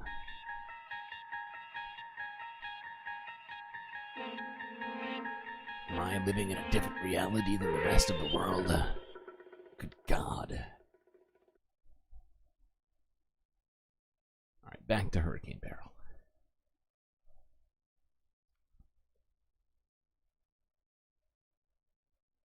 Where's the interview start? Yes. Took place. Mr. Steele, it's good to have you. I know you've got family who've been personally impacted by this. How are they, and how extensive has the damage been for them in Grenada? Well, thank you, Becky. I mean, this is a particularly difficult and challenging time for those within the Caribbean that have been impacted by this. I have not been able to speak to my family on island for the last 24 hours or so. Communications have been cut. There is no power on island. But they are through social media, through other avenues. The picture is starting to form. So my family, immediate family, is safe, but the island has been devastated. So we're talking about the Windward Islands from Grenada up to St. Lucia, but the eye of Hurricane Beryl struck my particular island, which is Carriacou, which is just 20 miles north of Grenada, a 13 square mile island, population of 10,000 people. The eye, the most intense part of the hurricane, struck yesterday morning local time. The island has been flattened. The reports that are coming out show a very, very distressing signal. I spoke literally just half an hour ago to some family members, and this current period, what they have just experienced, is traumatic to say the least. There may well be losses of life. There's been loss of life confirmed in Grenada and up in St. Vincent. The formal assessments will be done over the coming hours, so we'll get a better picture. Okay. Now that was from about a day and a half ago. Obviously more has happened since then. And he's right. I think at least 7 people have been found dead up to this point. Let's quickly talk about Jamaica, as unfortunately, yesterday we thought that Jamaica was spared the effects of this hurricane, but no. Let's go to this from Associated Press.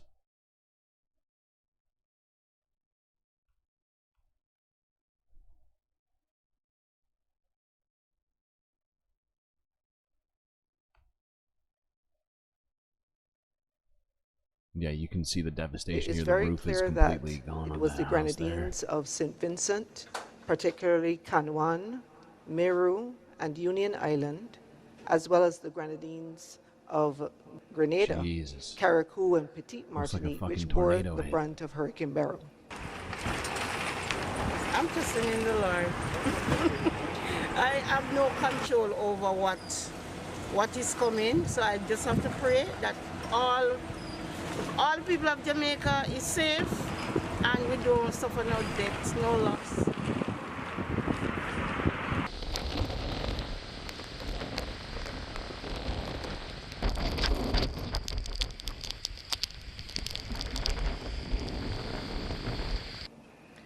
Beryl, as you know, following its traversing of the Eastern Caribbean chain, intensified to a Category 5 hurricane, and at this time it is forecast to impact Jamaica.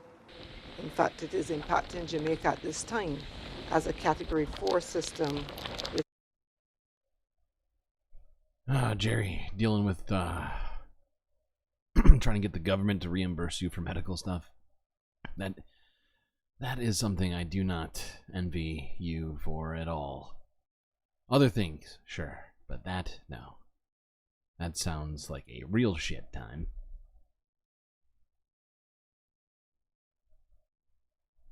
Keep calm and carry on. I like that. I like that. I feel like we should put that on a t-shirt. And then it'd be like Gary wearing the keep calm carry on crown. Come on. How that would be so good. Am I losing it, or come on, is that not an amazing idea?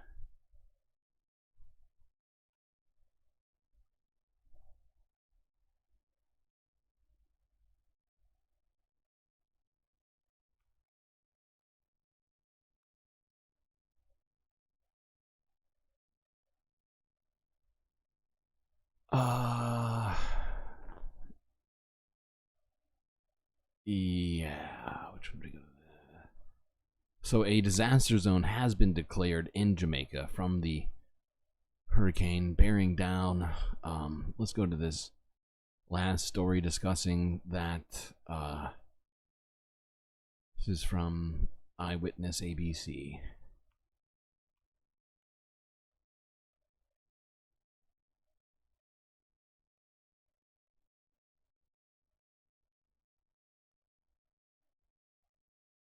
As for the damage from Hurricane Beryl, a state of emergency remains in effect tonight in Jamaica. The storm already proving deadly as it makes its way across the Caribbean.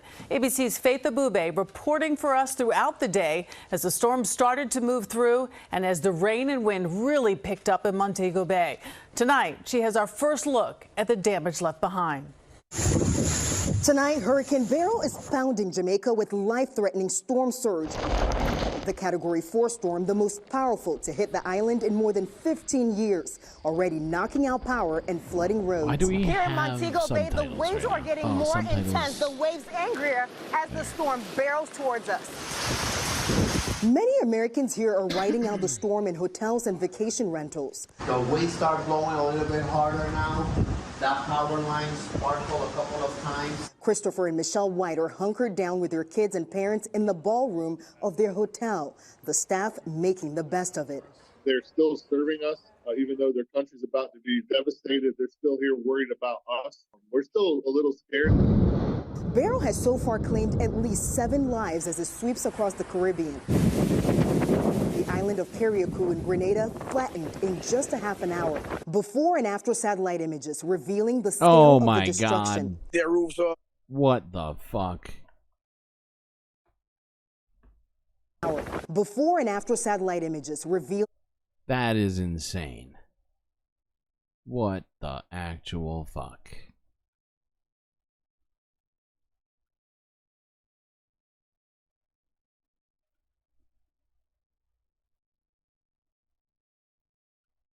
of the destruction. Their roofs were flying past. You could see it passing. It was just the terrifying experience. And for the first time, we're seeing the destruction up close on Union Island, where 90% of the homes were left. You think we should name all hurricanes and natural disasters after Republican politicians? Oh, God. I feel like it would be hard to get that one actually in place, legally speaking, but boy, does that sound fun. I guess we could rename them here. Aid workers now racing to bring in food. As you can see behind me, there's lots of destruction. There's no electricity, power, water. Among the dead, 3 people in Venezuela after heavy rains from Beryl turned roads into rivers of mud. And we're still feeling the impact of the storm. Forecasters say the outer bands of Hurricane Beryl will continue lashing the northern part of the country until the evening hours, and officials it's only started, I know, but I feel like we're going to be seeing a lot of this. And I'm not talking about just like Hurricane Beryl, but in general with hurricane season. But they've already started, right? This is so classic mainstream media. Okay, so you know how there's a hurricane outside? We need to get you out on the balcony, where you're getting just slapped with rain, please. Yeah, don't worry. It's gonna be great for the effect. Jesus Christ. Oh God, Hurricane Gnome.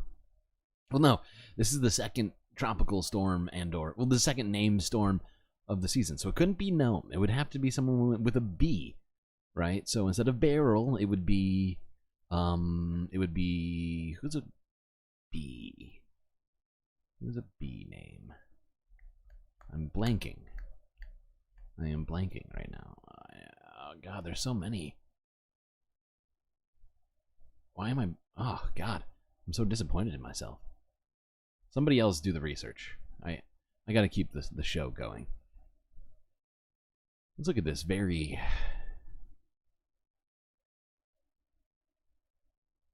serious story about freedom.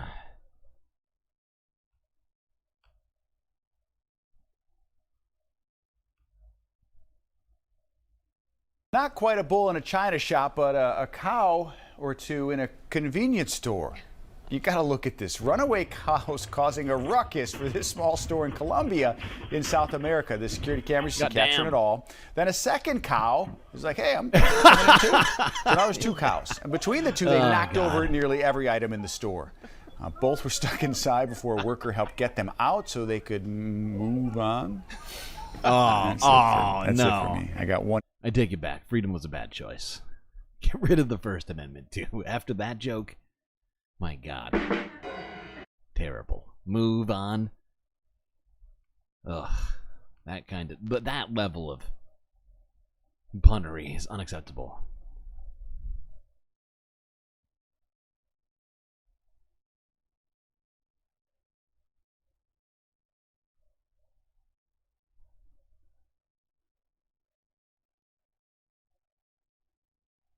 Okay. The tallest mountain in Jamaica. Are there mountains in Jamaica?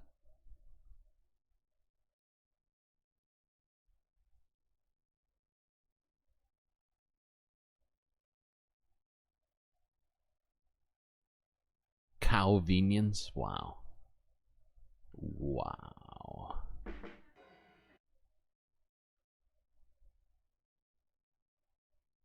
Okay, now let's go across the pond to Europe, where Euronews is discussing the protection of Europe's waterways.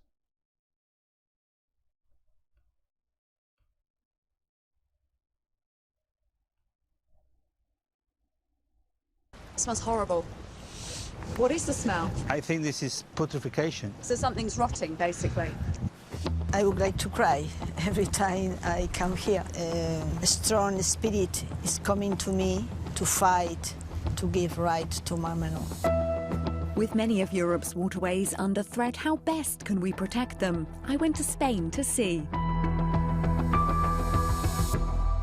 I'm here to meet the woman who led a historic campaign to get the Marmeno Lagoon the same legal rights as a person. The saltwater lagoon is protected on paper by several environmental conventions, but in reality it's being polluted by infrastructure. I figured it out. I just figured it out. Like, it came to me, it was like a lucid dream. Britt. It's Hurricane Britt. After that, what's her name? Katie Britt. The, Better Homes and Gardens,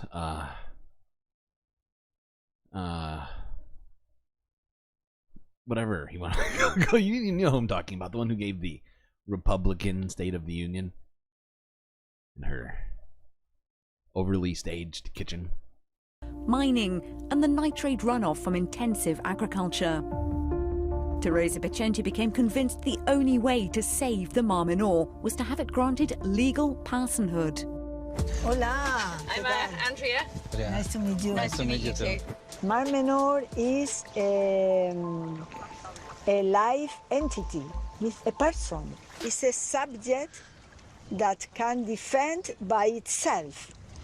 But by itself, in this case, mean that everybody is Mar Menor. Yeah, this is disappointing. Cowtastrophe, oh my god. So many cow puns in chat and on the news. It's wild. I feel like I'm just swimming in milk? No, that's no good. It's no good. Spliff time? Ooh, that's the best time of day. That is. It's a great time. Spliff o'clock.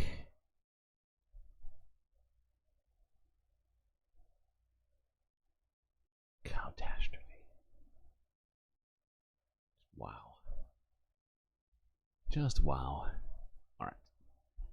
Let's look at another non-sad environmental story. I'm trying to pepper them in today because it is Freedom Day after all, and I feel like we should try to somehow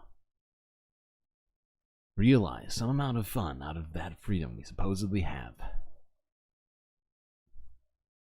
New discovery. Scientists find salamander-like predator that existed before dinosaurs. And yeah, this thing's way bigger than any salamander I've ever seen.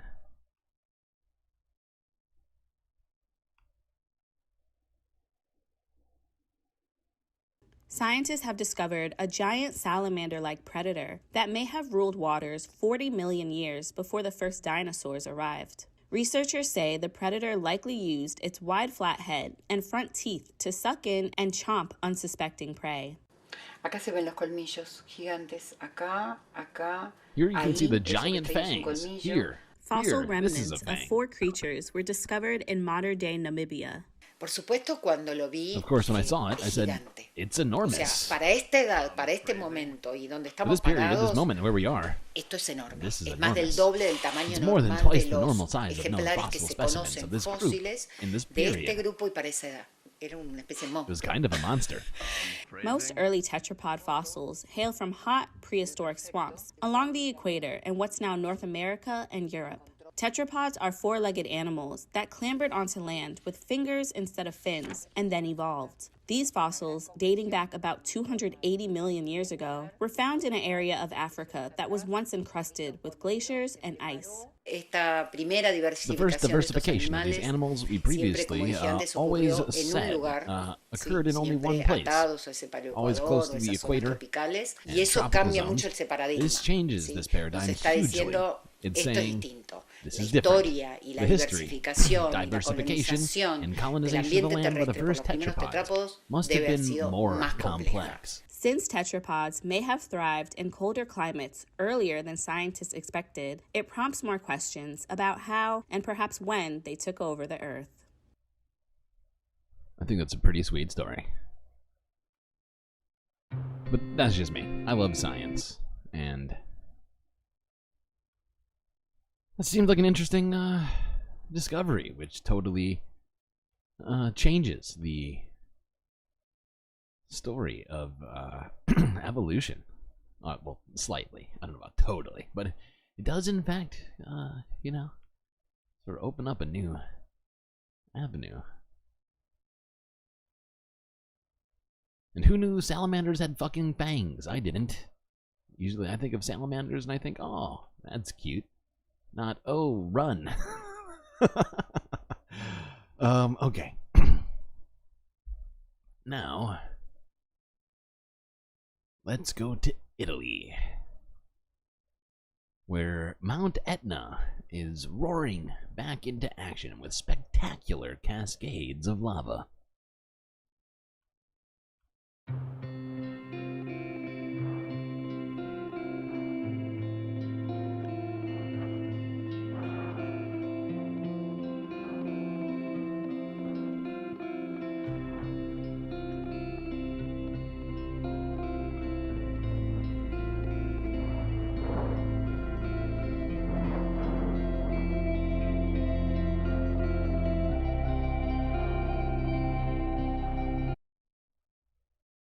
Who said that?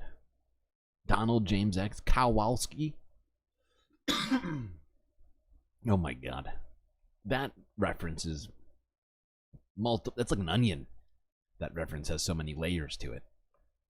Good god.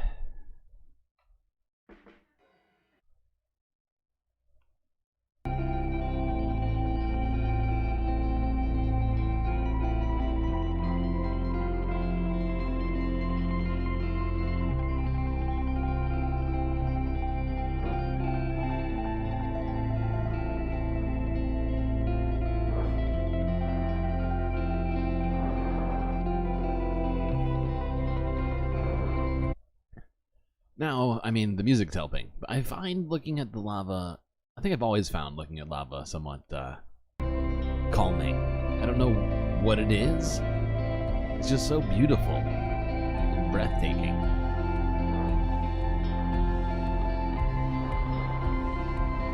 This is our freedom. Okay, this is our fireworks show. The Earth. Freedom Day.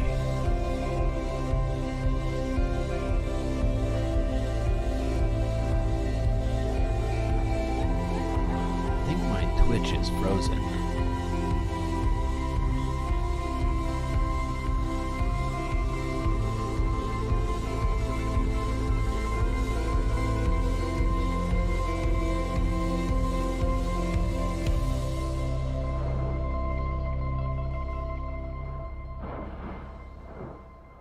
Just thought that was beautiful. All right. Now let's go on to, let's see. All right. Right. Okay.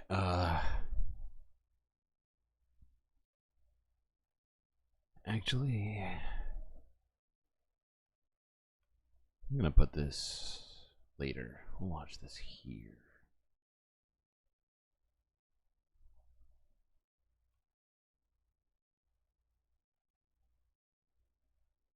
Yeah, alright. Last video before we end our environmental coverage. This is just out of the South China Morning Post. Just wanted to look at this just to kind of show you the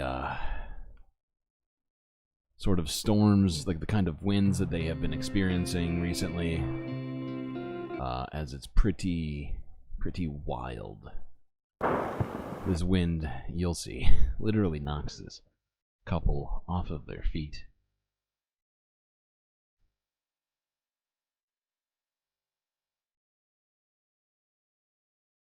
Damn.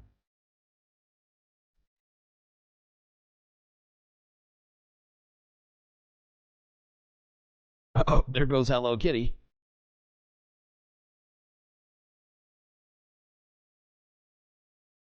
Jesus.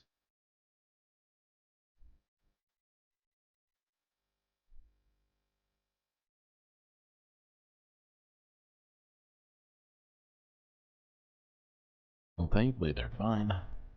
But that's just you know, the crazy winds and storms are just happening all over the earth right now, it seems.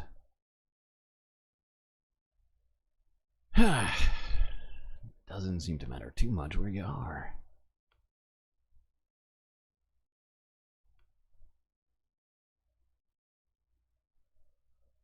You've got a few through Telegram. You use Telegram? I've never used Telegram before.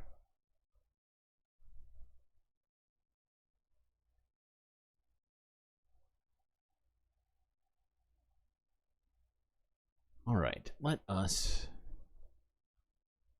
just take a momentary galactic intermission.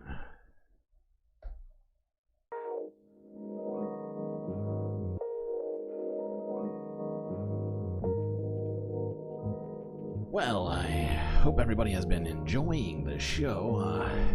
If you haven't already, hit that like button and don't forget to subscribe. Still need to get 500 subscribers on YouTube to be able to get monetized for all of this goddamn streaming I'm doing. If you've already done both of those things and you'd still like to support the Galactic News Network, well, aside from becoming a subscriber or donating bits on Twitch. The most benefit-laden option is to become a Galactic producer by going to my Patreon, using that link in chat. And for a few US dollars a month, you could gain access to super sweet space benefits unseen by the rest of the goddamn galaxy.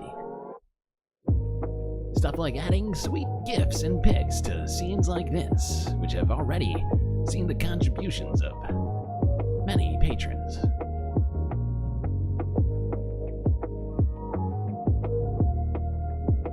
Anyway, chat, shake out those limbs, grab a drink and perhaps a snack, and I'll be right back.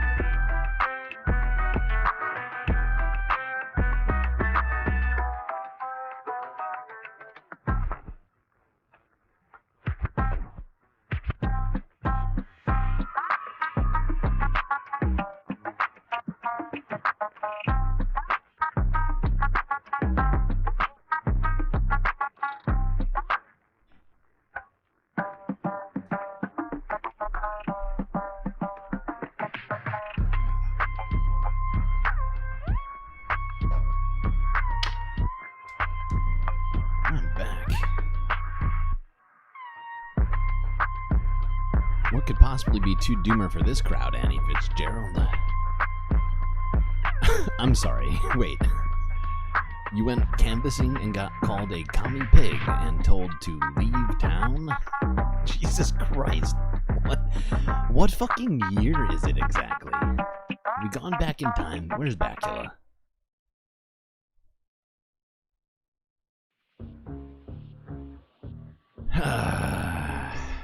Fucking world that we live in. Just wild. What a strange place that we call home.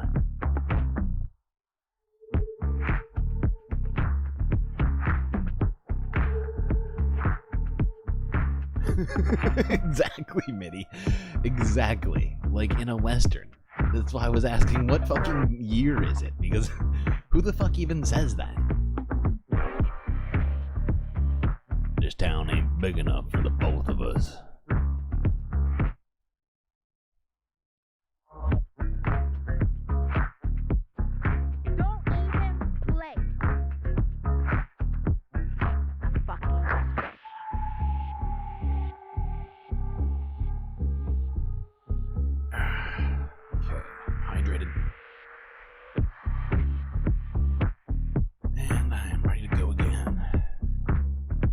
Galactic curtain call coming in. News is coming back in hot. Get back to your seats, space fans.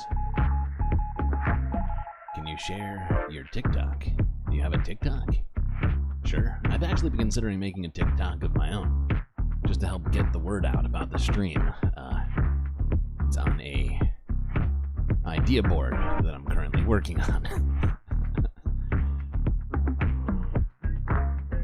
Although I don't think you will have ability to share your TikTok, as you don't have access to post links in the chat, I don't think.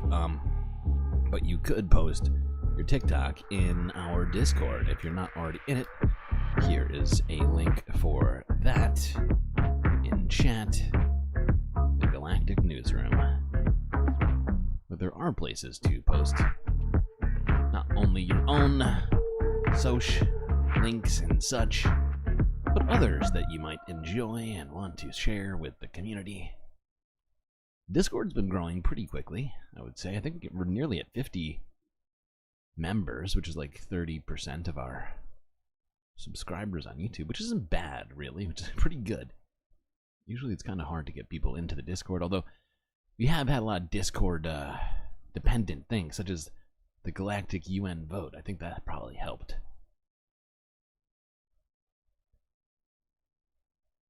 Okay. Yes. Global news, and in fact, we have no space news to tell you today. So sorry about that, but I'm just gonna get straight to Earth news. First, let's talk about Haiti. As Haiti's new appointed, not voted in, Prime Minister, Ari Conio, what's his name? Gary Conio? I can't remember his name. His last name is Conio. He is reportedly welcoming the UN-backed contingency of foreign police coming to save the day, apparently, or whatever you want to call it. Okay. Oh, God.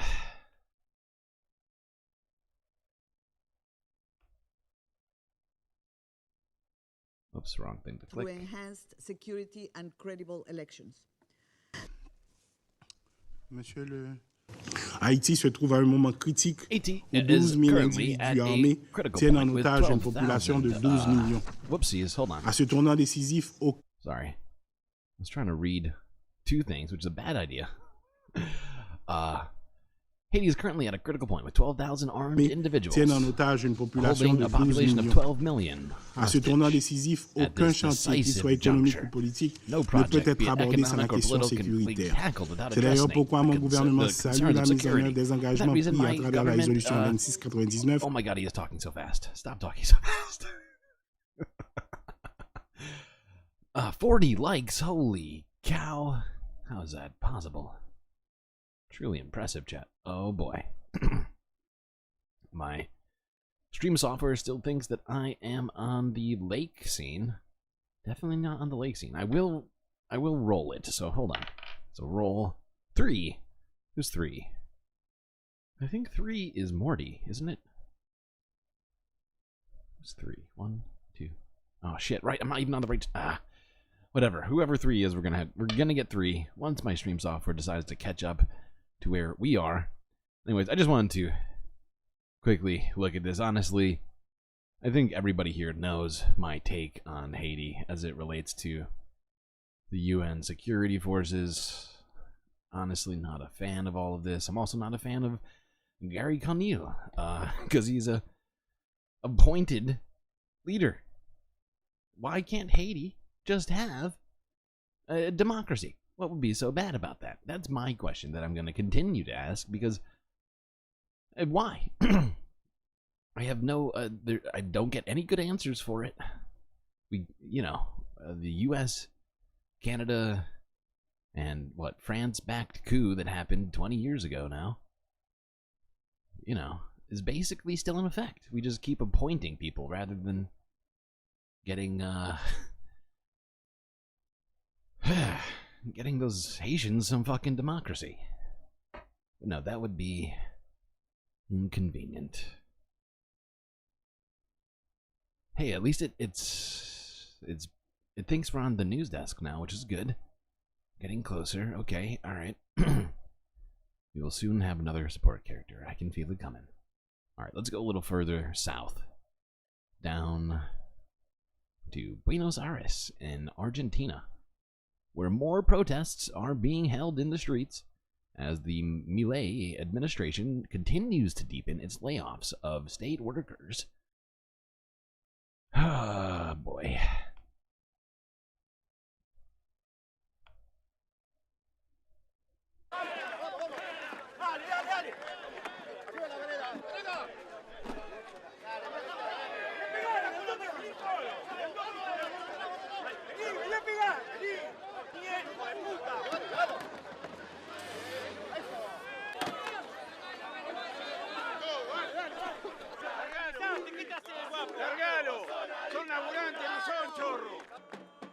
I wish I spoke Spanish. The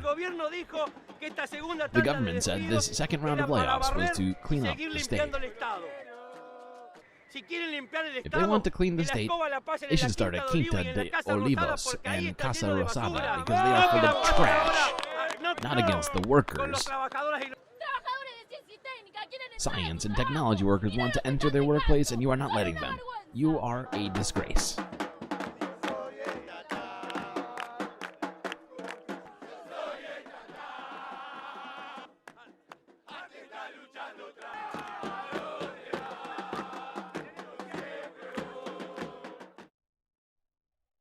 Yep, the protests continue in Argentina. These have been going on for months now.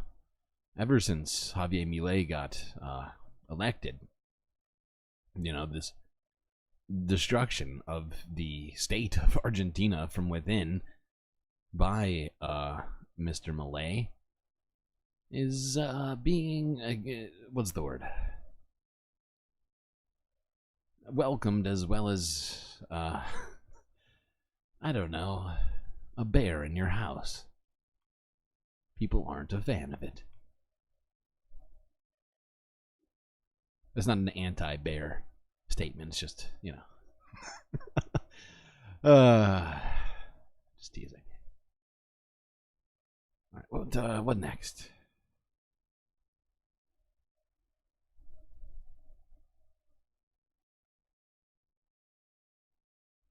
You didn't know the government was giving the islands around all of us all these problems? Well, that's because it's kept out of the media with great ferocity, right? The only places that I see talk about what's happened in Haiti with any real context, aside from fear-mongering about people wanting democracy, are people like Democracy Now!, right? Like Amy Goodman, Juan Gonzalez.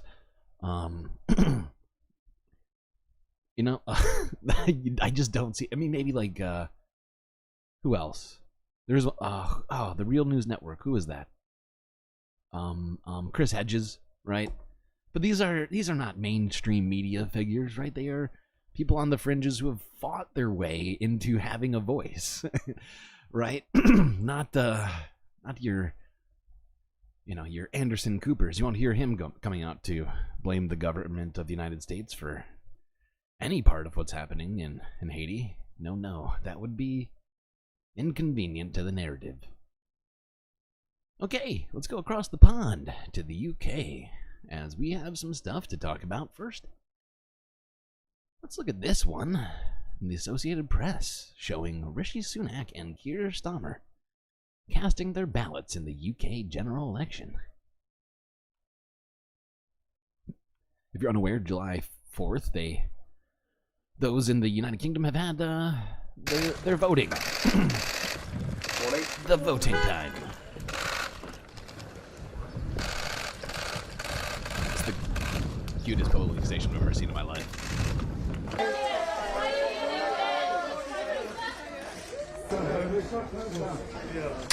I'm moving out. I'm going out. I'm leaving. Morning, John. You well? Thank you for your vote. Don't want to be presumptuous.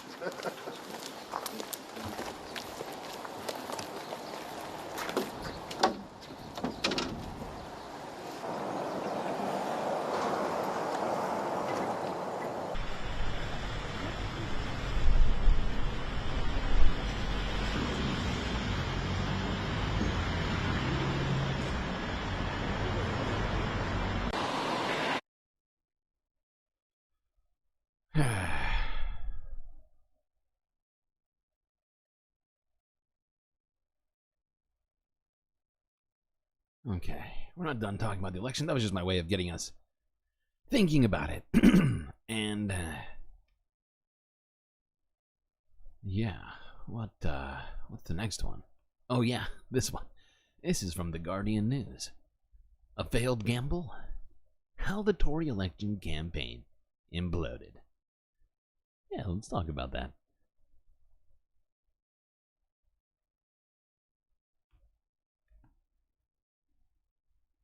Really, Mother Nature kind of got in on this one, right?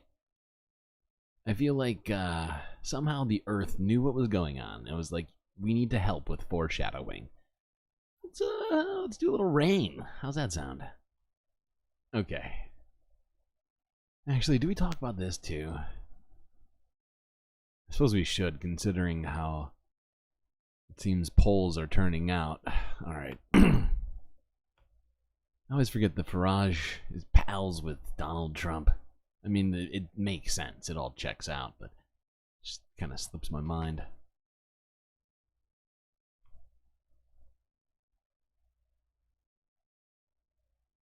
Okay.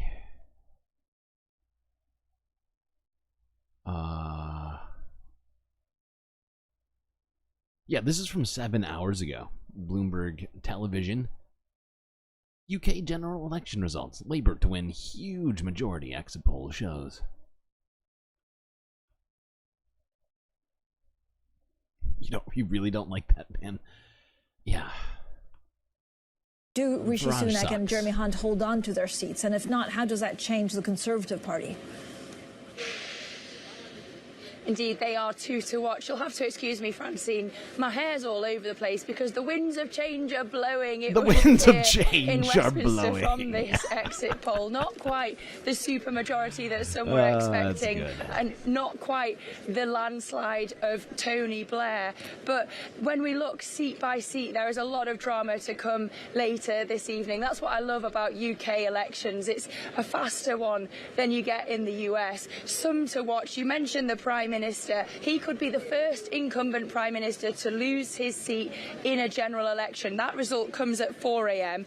Then you could have voters taking their revenge on former Prime Minister Liz Truss. Her result comes at 5:30 a.m. And at 3:30 a.m. we've got a raft of others. You've got Grant Shapps, the Defence Secretary, Penny Mordaunt, whose dreams of taking over as Conservative leader could be completely dented if she loses her seat. And you mentioned as I well would the love to see Chancellor that. Jeremy Hunt. He's got a real threat from the Liberal Democrats that he's going to have to fend off as well.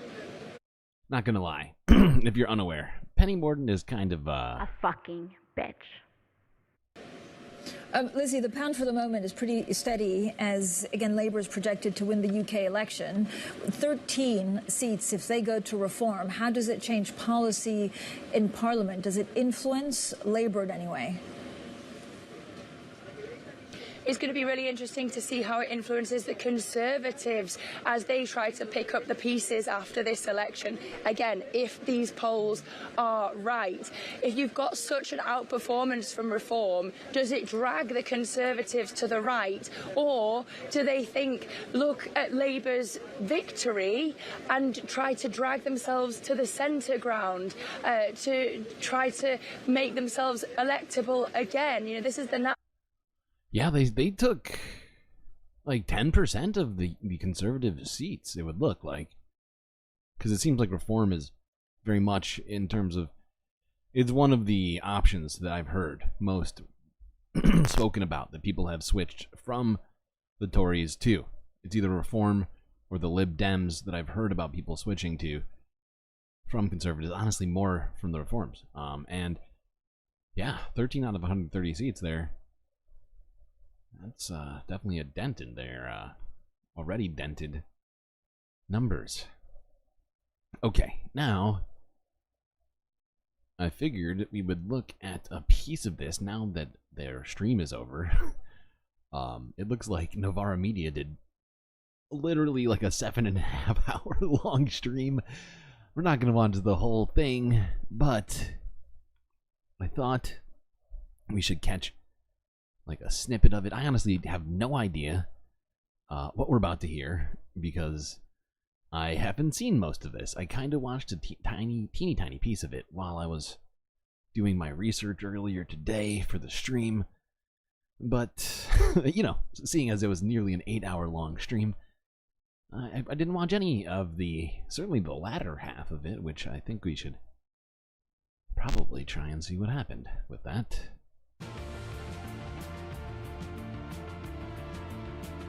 Let's go to, like, here, huh?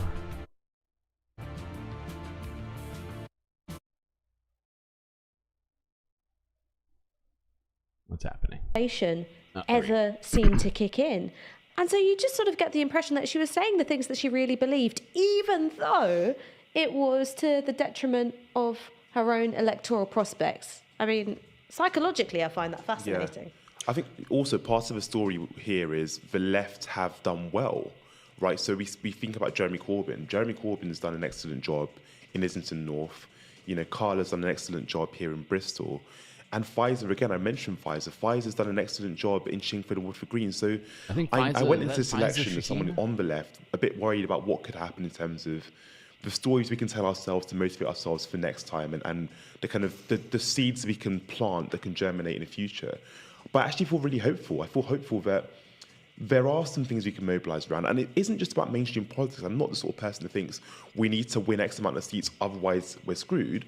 But there is a way in which we can mobilise around these small victories and perhaps see some grassroots movements grow as a result of this. And who knows? I think these little wins should be celebrated by us. You know, I thought I'd be injecting pure cope, but I feel quite buoyed up now. Yeah, it's true. It's true. It's really... I mean, it's the results are quite good for the left. Actually. Yeah. I wasn't really expecting that this evening. Exciting. It's fun. This is interesting.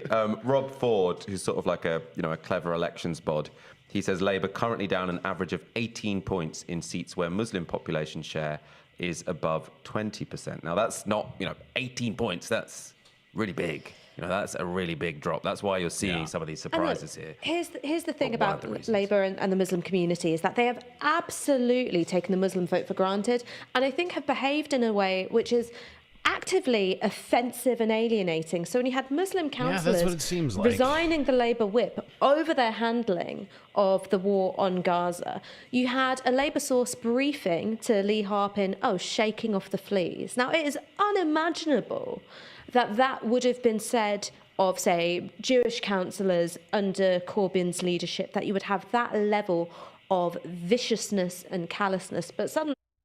Yeah, and we talked about some of this earlier in the election, discussing how a number of leftist pro-Palestinian not prime ministers, MPs, were ousted from the Labour Party, and that really soured, it would seem, a great number of people, especially Muslims.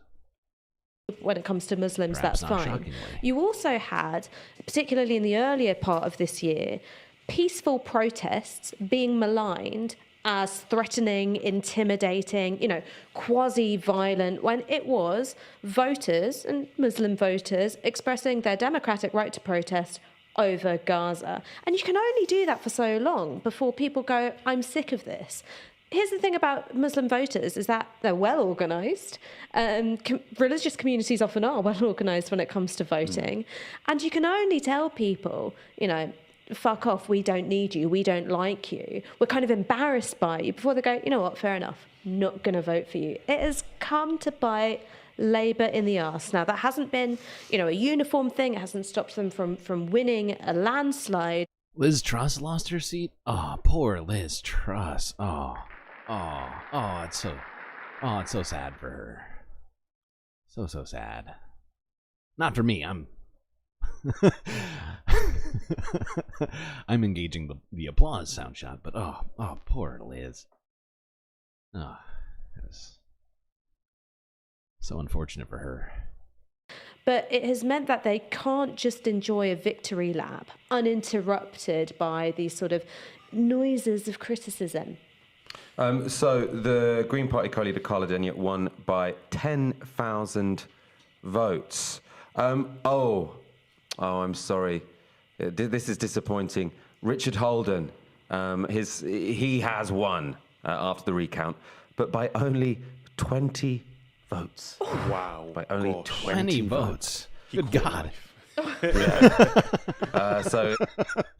Oh God, there's got to be some group of people in that particular district that are thinking to themselves, oh God, I really should have gone and voted. 20? Jesus Christ. That's close. It was worth fleeing from his northern seat to go down to Basildon. One delayed but 20 bus votes, would have that's changed close. everything. Yeah, that's annoying. If I'd forgotten to turn out in Okay, all right. Anyways, I just figured we would try and educate ourselves, including myself, on what's happening here with the UK election. Hopefully you've gotten something from that coverage. Liz Truss is out. Somebody call her a cab.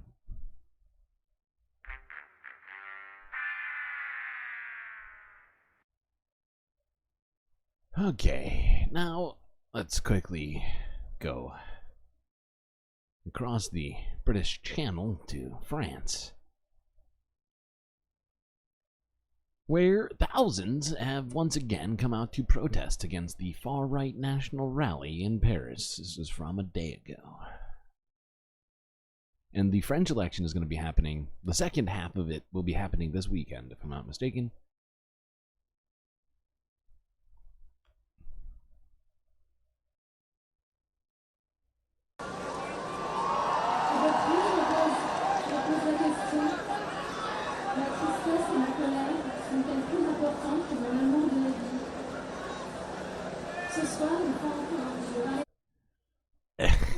Leave it to the French to mountain climb on statues so that they can put flags on things.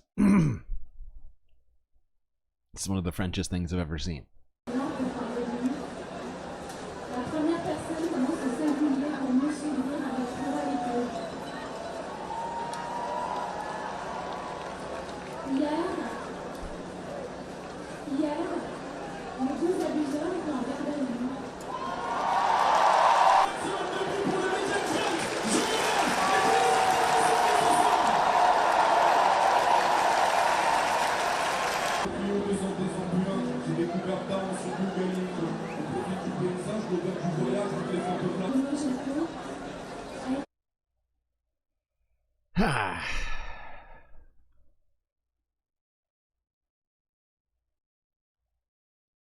Well, I do hope that they get their shit together for the second half of the election, because the National Rally, if you're unaware, gained seats in the first half, or appear to be on their way to gaining seats in the first half.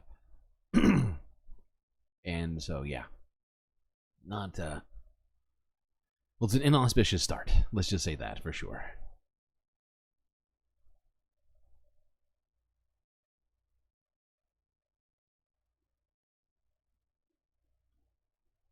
All right, let's quickly go here. CBS News from a day ago. Putin and Xi Jinping met for the second time in 2 months.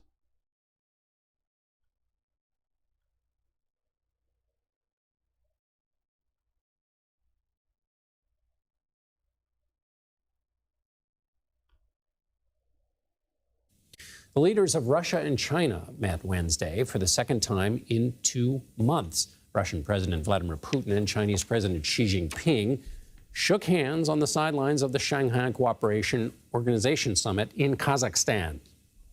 The SCO has 9 member nations, among them China, Russia, India, and Iran. There are also regional dialogue partners, including Saudi Arabia and Egypt. The group formed in 2001 as a counterpoint to Western alliances, and after this meeting, Xi and Putin agreed to continue cooperation in the face of a, quote, turbulent international situation. To discuss the alliance and its role in the world, we are joined by Marcus Garlauskas. He's a veteran of the United States National Intelligence Council and the director of the Atlantic Council's Indo-Pacific Security Initiative. Thank you very much for being with us.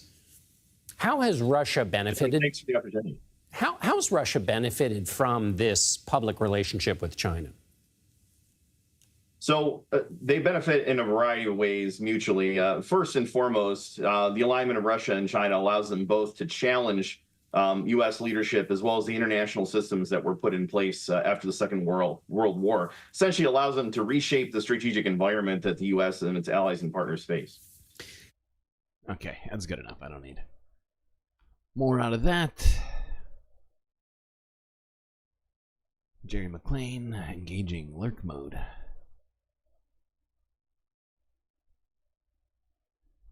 Lurking turns this show into an actual radio program.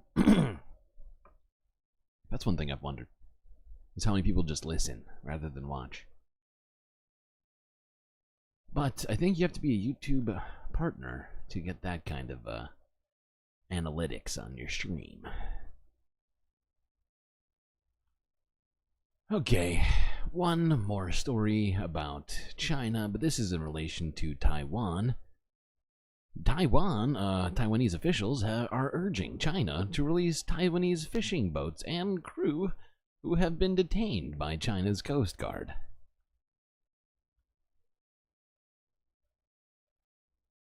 Seems reasonable.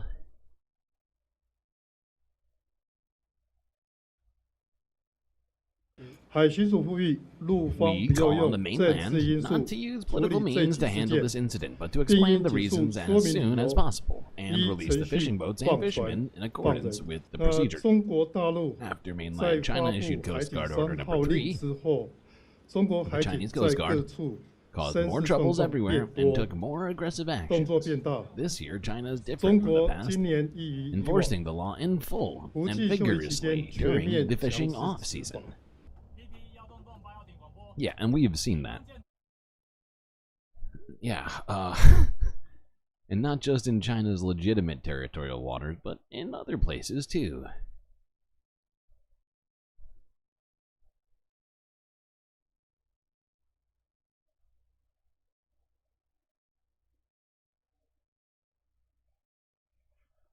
Lurking is acceptable. I don't, you know, I understand. And this stream is going wildly long today. Actually, not that long. 3 hours and 15. I felt like it had been going longer. But it's going long, for sure. Okay, let's go to the Middle East. This is from the Associated Press, 23 hours ago, according to them. The Iranian presidential elections are heating up as both candidates hold rallies ahead of Friday's vote. Considering what time it is, that vote is probably happening right now.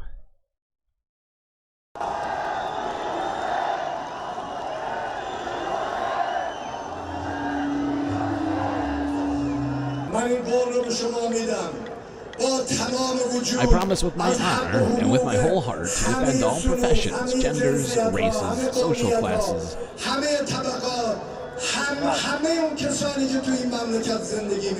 and every individual living in this country. I gotta say, that sounds pretty woke for Iran. All professions, genders, races, and social classes? Wow. Interesting. This is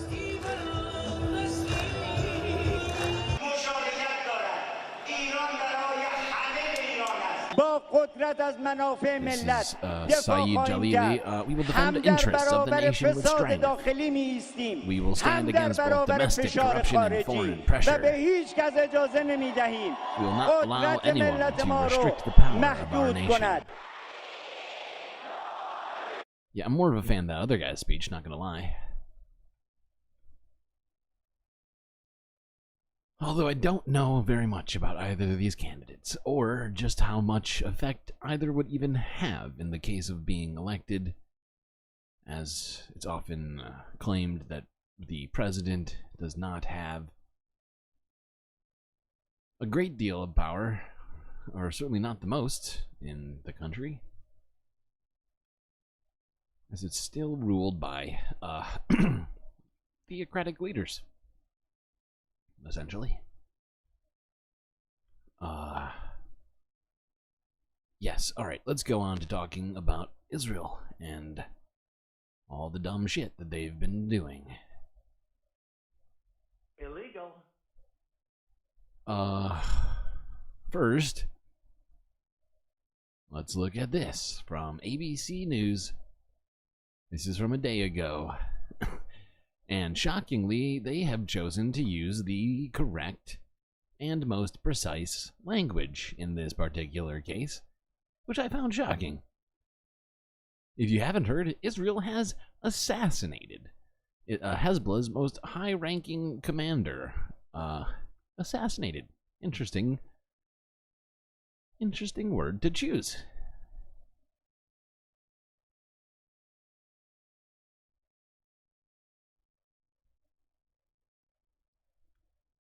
And now to the war between Israel and Hamas. The Peace Now organization says Israel has now approved the largest seizure of land in the occupied West Bank.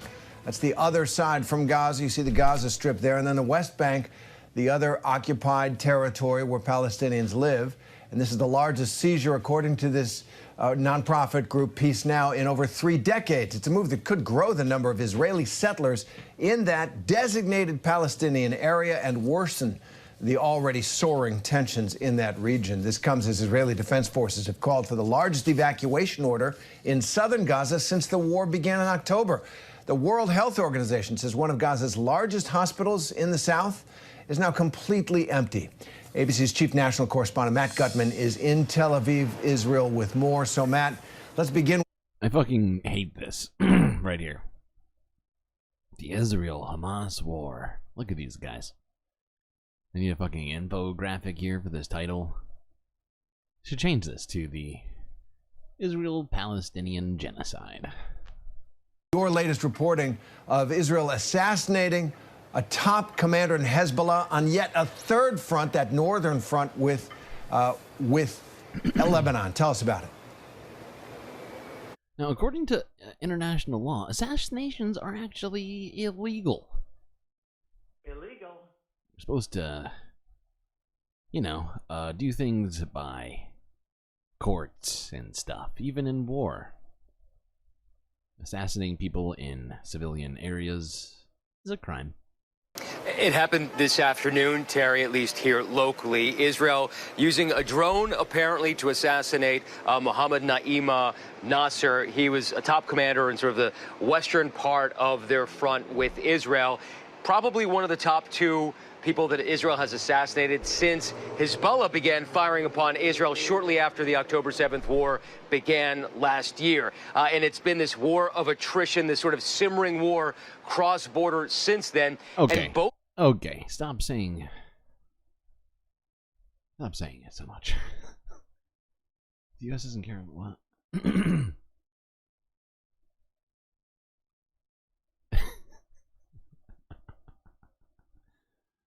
That's funny. Okay. Sides have said they are very close to the brink of an all-out war, which we know would be devastating. But Israel, interestingly, actually took credit for this, which means they want everybody to know that they did it. Hezbollah responded by firing around 100 rockets in about 3 hours, which is a significant number. We haven't seen that very often since that war began in October 8th.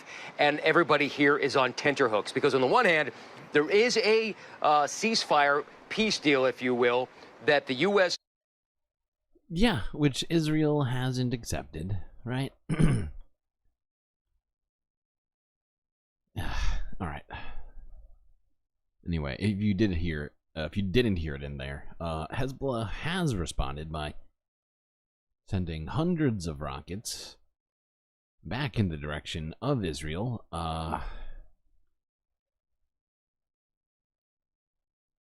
And due to all of the rockets and missiles being fired back and forth, fires have sprouted up on both sides of the Lebanon-Israel border.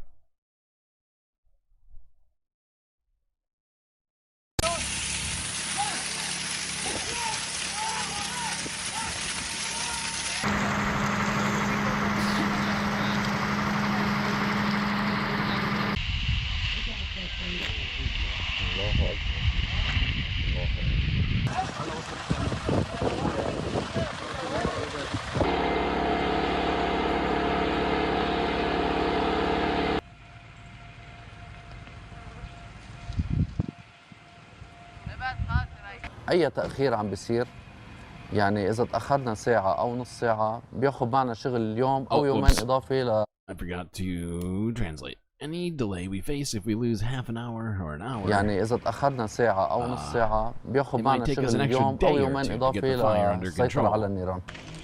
That's a good point. Because every half hour or hour that's delayed, and fire can just spread completely out of control and lose any sort of ground that you had gained in a very short time. That hose needs to be at least 3 times as big. So likely these damaged sites it will take like long for them to naturally recover after fire, especially in places where we have recurrent fires. So the ecosystem loses its capability to naturally recover, and in most of these places there will be a need for human intervention.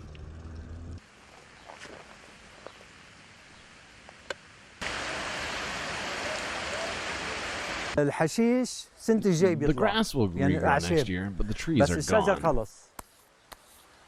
We'll لنرجع have to نجيب get نصب saplings and plant them. صغير ونزرعه. And you need بدك من بعد الخمس 5 to 7 years before you can start harvesting even a little bit. تحوشي منه شوي شوي يعني ليصير يكبر ويعطي إنتاج. يعني The trees have died. الشجر مات.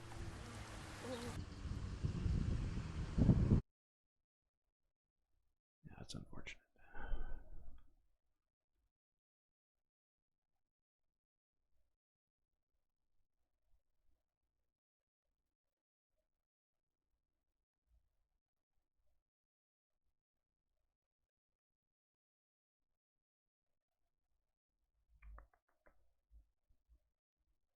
Let's quickly look at this Al Jazeera piece. Talk a little bit more about Hezbollah, what's going on between them and Israel right now. Developing story coming out of Lebanon, where Hezbollah sources have told Al Jazeera that they fired a mix of 200 rockets and explosive drones from southern Lebanon at several Israeli military positions across the border. Now, it's the second day that rockets have been launched. Multiple fires have broken out in the occupied Golan Heights and the region of Galilee. Now, Israel says it's striking targets in southern Lebanon. This latest escalation follows a killing of a senior Hezbollah commander in southern Lebanon on Wednesday. Now, a vehicle was targeted in the Huch area in the city of Tyre. The Israeli Defense Minister Yoav Gallant says the attack proved that Israel could hit Hezbollah every day. Let's cross over now to Asad Beg. He joins us now live from southern Lebanon. So what seems to have happened in this latest incident today? Well, there's been a barrage of rockets and artillery strikes on both sides of the border. Right before we came on air, we could see the trails of rockets being fired from southern Lebanon. And all morning we've been hearing the sounds of explosions around us, around the mountains and hilltops. What I can tell you is that Hezbollah have told Al Jazeera that they've fired around 250 missiles since yesterday, following the assassination of that senior commander, Mohammed Nasser. And we also understand that an Israeli military vehicle has been hit, and there are some serious injuries amongst those soldiers. Hezbollah have also said that they've launched a squadron of drones targeting seven military sites, and a fire has broken out. Jesus, did you see? /hear that? Because I heard it. I heard the sound of a rocket or a plane or something going by in the distance, and he stopped everything for like a fraction of a second and just looked over his shoulder like, am I about to get fucking blown up right now while I'm doing this goddamn news story? I mean, it wouldn't be shocking. They've been targeting journalists. Oh god. In northern Israel, at a shopping mall, because of shrapnel falling there from a missile. Now, what I can tell you is that Hezbollah has said that this isn't over yet. This response that they've been carrying out as a response to the assassination of their senior commander. And what we are hearing are sonic booms, we've been hearing explosions, and even behind me on Lebanese territory, we understand that is a village being hit by Israel. If our cameraman Raed can zoom in, you should be able, it's a little hazy this afternoon, but you should be able to see the smoke rising from that hilltop. Yeah, you can see it but like as I right said, there. How long until Iran gets pissed off again? Good question. Hard to say for sure. I think they're already kind of pissed off. I just think that they're kind of not engaging unless Israel engages them, right? The only time we've seen them physically attack like Israel was after Israel struck their consulate, right?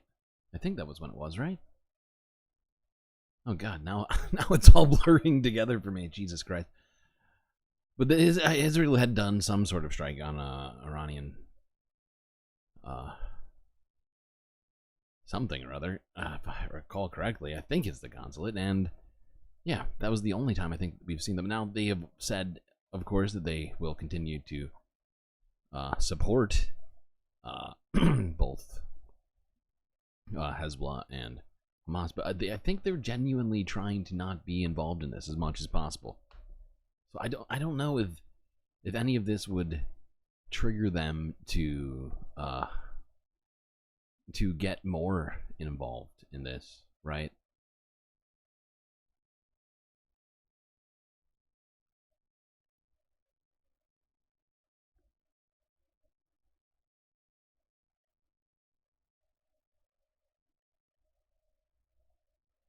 Okay, let's quickly look at a story that is actually positive. This is back in Toronto, where University of Toronto pro-Palestinian encampment has claimed a win and is now leaving before the injunction deadline. Let's see what's up with this.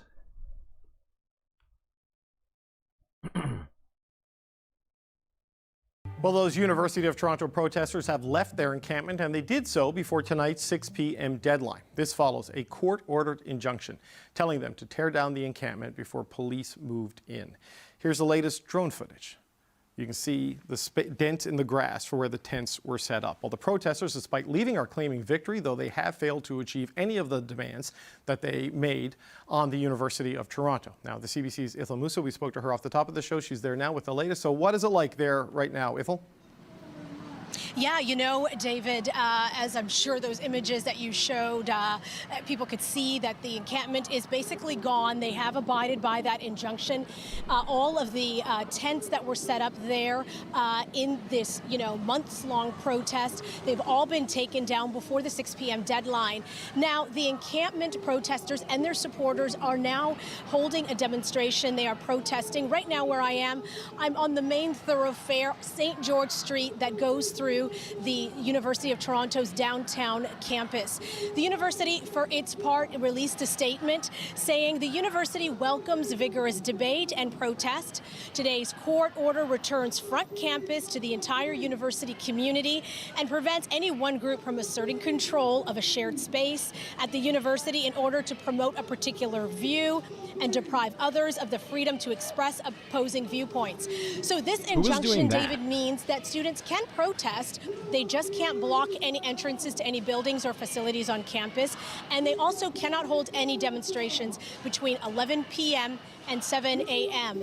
Some of the demonstrators here today said they will continue to protest in support of Palestinians and against the war that's happening right now between Hamas and Israel. Okay, the protesters left. They made some specific demands of the university that were never honored. Is this the end of the demonstrations on campus? Wait. I'm confused. My understanding of this was different. Honestly, I didn't even get to watch this one. I just saw the headline on it. As they're saying that the encampment claims a win, but then they're saying that the university didn't concede on anything, so I'm very confused. And I'm sorry for that, Jen. No, David, it's hard to say. This is a big demonstration right now. There could be more also in the future. Just to tell you a little. Oh no, not grass tents. Yeah, that's. Oh yeah, that's. More about what they were demanding. They wanted the university to disclose its financial holdings. They also wanted the university to divest from any money. Oh, careful there, Ethel, if you need to move. Any investments that it makes or has any holdings in Israeli that are connected to the Israeli military. They wanted the university to divest from that. They also wanted the university to cut ties with any Israeli academic institutions that are functioning inside the occupied Palestinian territories. Here's more from one of the encampment protesters about their next steps and why they consider this actually a victory. Hear this. Our continued occupation through the summer convocation period was a massive victory.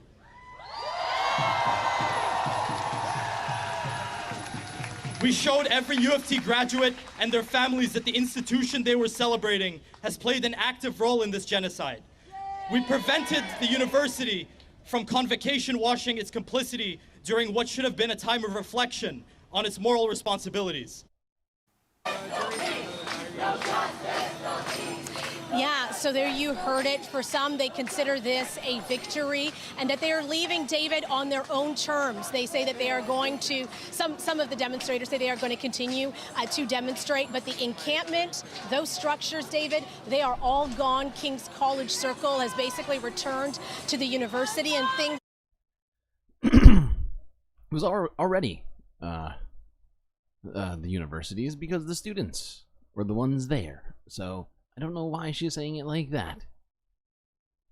I would have just, I would have found a different way to put that, but CBC has been pretty consistent with their very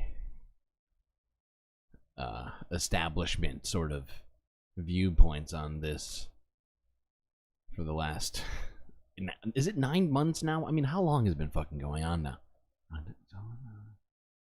We are getting really, I think we might actually be like a few days away from being 9 months. I could be counting the days wrong, but I think I'm not. All right, now let's talk about the West Bank. Recently we discussed some of the rhetoric being sort of circulated amongst Israeli Knesset members. The discussion, if you recall, recently was revolving around 1 million new settlers. 5 new settlements approved supposedly by Israeli parliament. And according to this from Middle East Eye, Israel is accelerating its largest Palestinian land grab in over 30 years in the West Bank.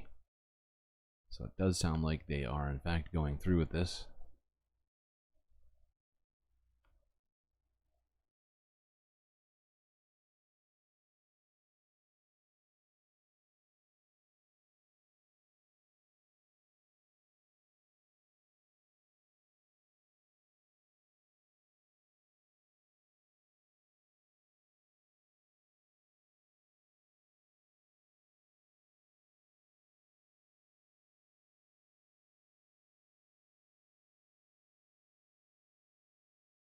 Sorry, hold on. Go back. There we go. The anti-settlement group Peace Now on Wednesday reported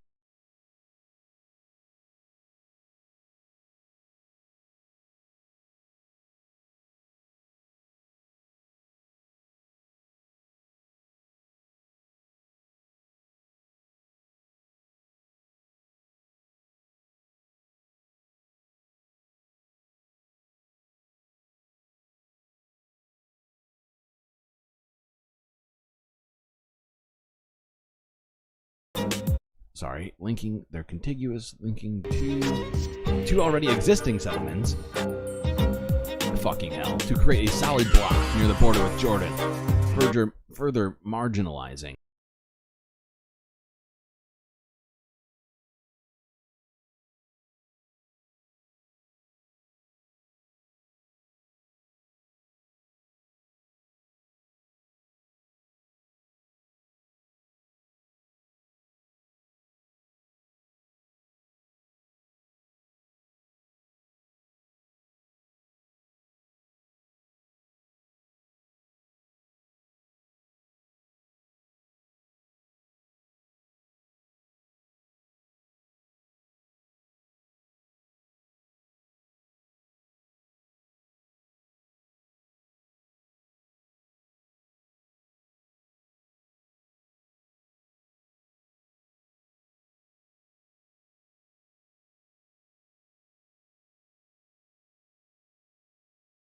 Are in the territory. Oh my god, fucking hell.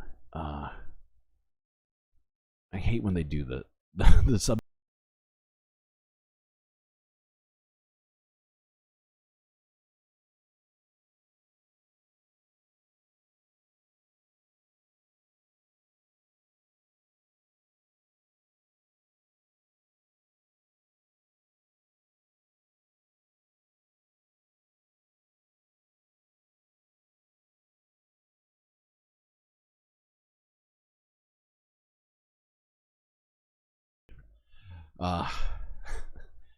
It's just wild.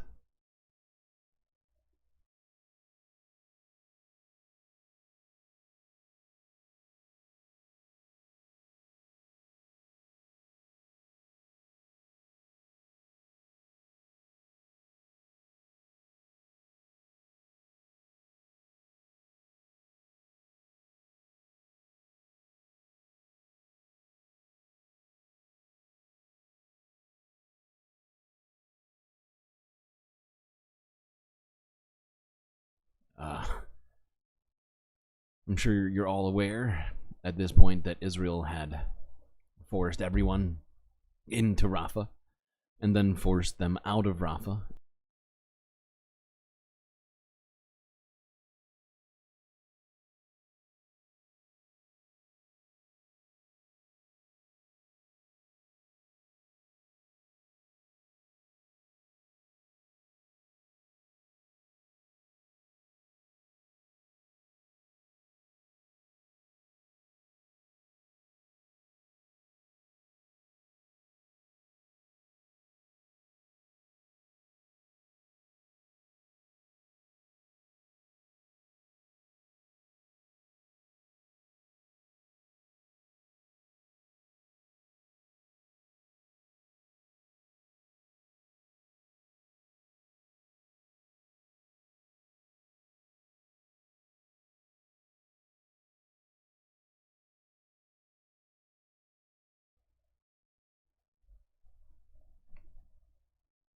I'm protesting better than anyone with a sign ever has? I don't know. I don't know about that. I'm protesting in my own way.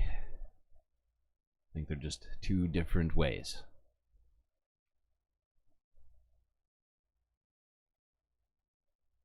Although I do appreciate the sentiment. Doing my best. Anyways, let's look at this. Associated Press. Israel orders mass evacuations of Palestinians from much of Khan Yunis, the place they were just told to go very recently.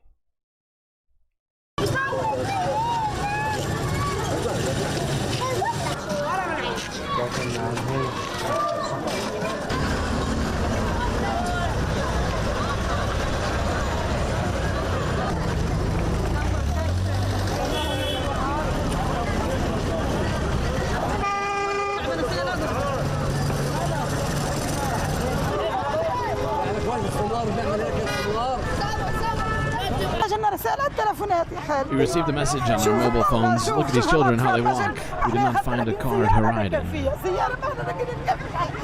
Allah is sufficient for us, and He is the best. I didn't quite see what she said. Fucking hell.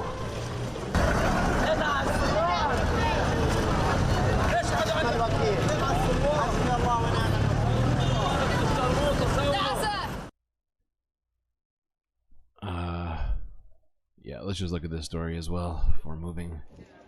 Israeli forces bombarded several areas of the southern Gaza Strip on Tuesday in what could be part. This is the penultimate video, chat. I just realized it, so great job for making it this far. Your resilience is absolutely noted. Israeli forces bombarded several areas of the southern Gaza Strip on Tuesday in what could be part of its final push in 9 months of war. It comes after Israel ordered residents of several towns and villages surrounding Khan Yunis and Rafah to evacuate the day before. An evacuation of such a massive scale will only heighten the suffering of civilians and drive humanitarian needs even higher. United Nations spokesman Stefan Dujarric said it was the largest evacuation order in the Strip since 1.1 million people were told to leave the north of the enclave in October, citing figures from the UN Palestinian Refugee Agency UNRWA. People are left with the impossible choice of having to relocate, some most likely for the second or even the third time, to areas that have barely any space or services, or stay in an area where they know the fighting will take place. Thousands who had not heeded evacuation orders were forced to flee their homes overnight during the Israeli bombardment.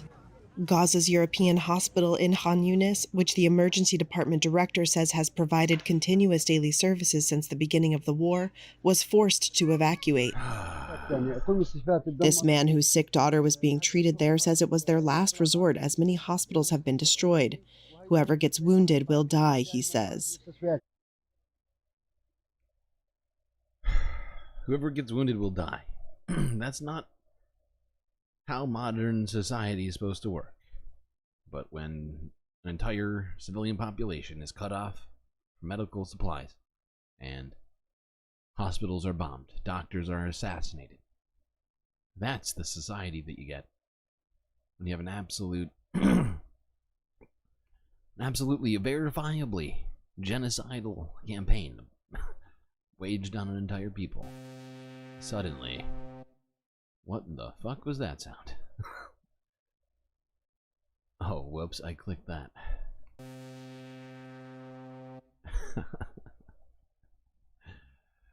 That was funny. Okay. Let's go to the last video. This is from Channel 4 News from a day ago. Gaza. Fresh Israeli ground assault on Khan Yunis and its population expected after mass evacuation order. There's already been some. We've already seen part of it, for sure.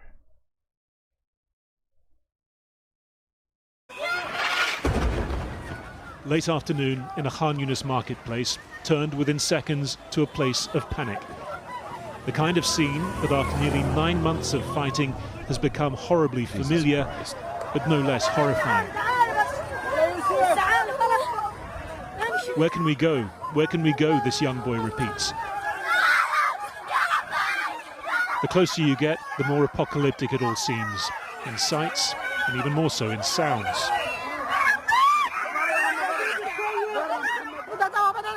She needs medicine. She wants to hide. She wants to run. Where can she go? Where's a safe place? Oh, I'm asking the entire world. You should have mercy on us and pressure everyone to stop this war. What's happening to us? We can't cope anymore. The reported target, a house next to a UN school that's become home for those seeking sanctuary from the bombing that Gaza's health ministry says has now killed nearly 38,000 people. Jesus Christ. The hospital next to the blast site was already treating victims of an earlier airstrike.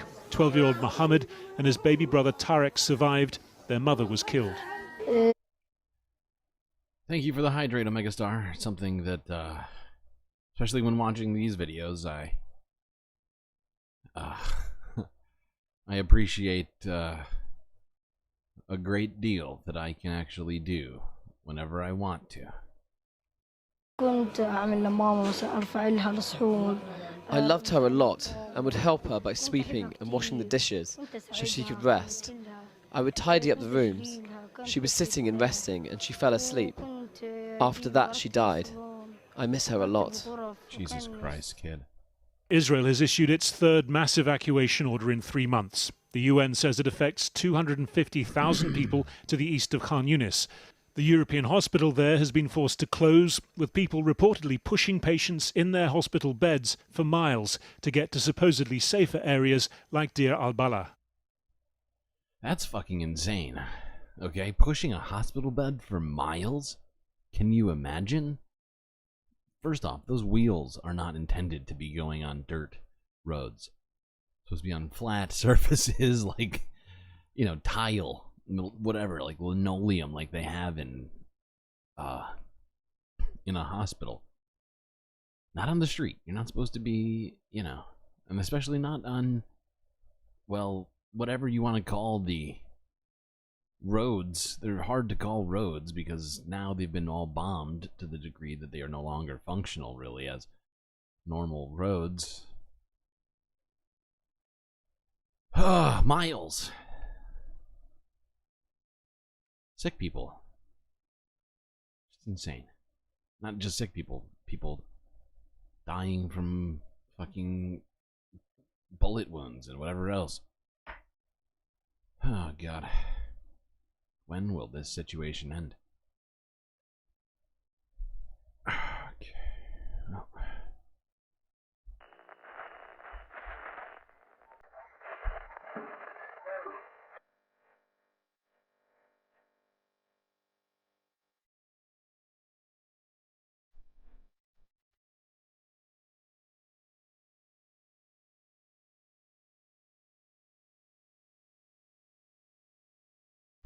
Well, we have made it through another incredibly arduous journey. Thankfully, we had each other to hold on to this trying time. Well, that's it for me. Till I see you next time. You stay classy, Galactic Stream Nation.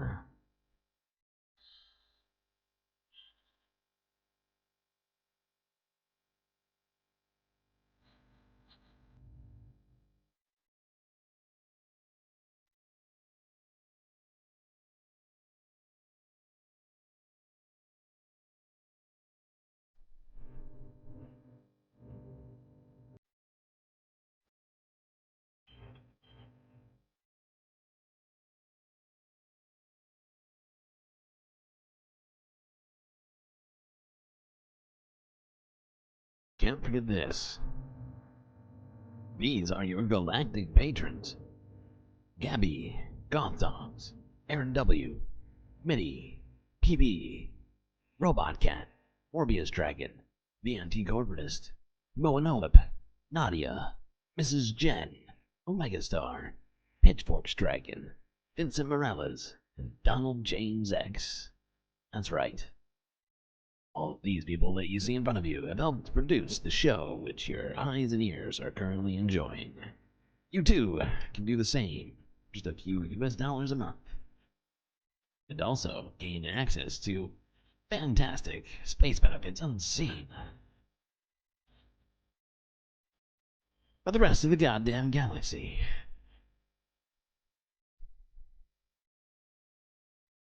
Truly helps in keeping the Galactic News Network and myself floating through space, bringing you all the latest news. Write that down.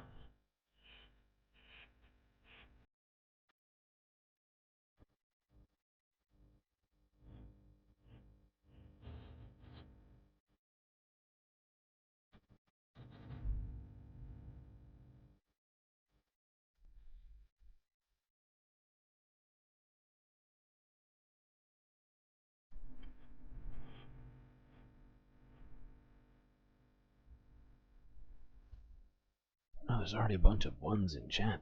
You're all on to me. My God.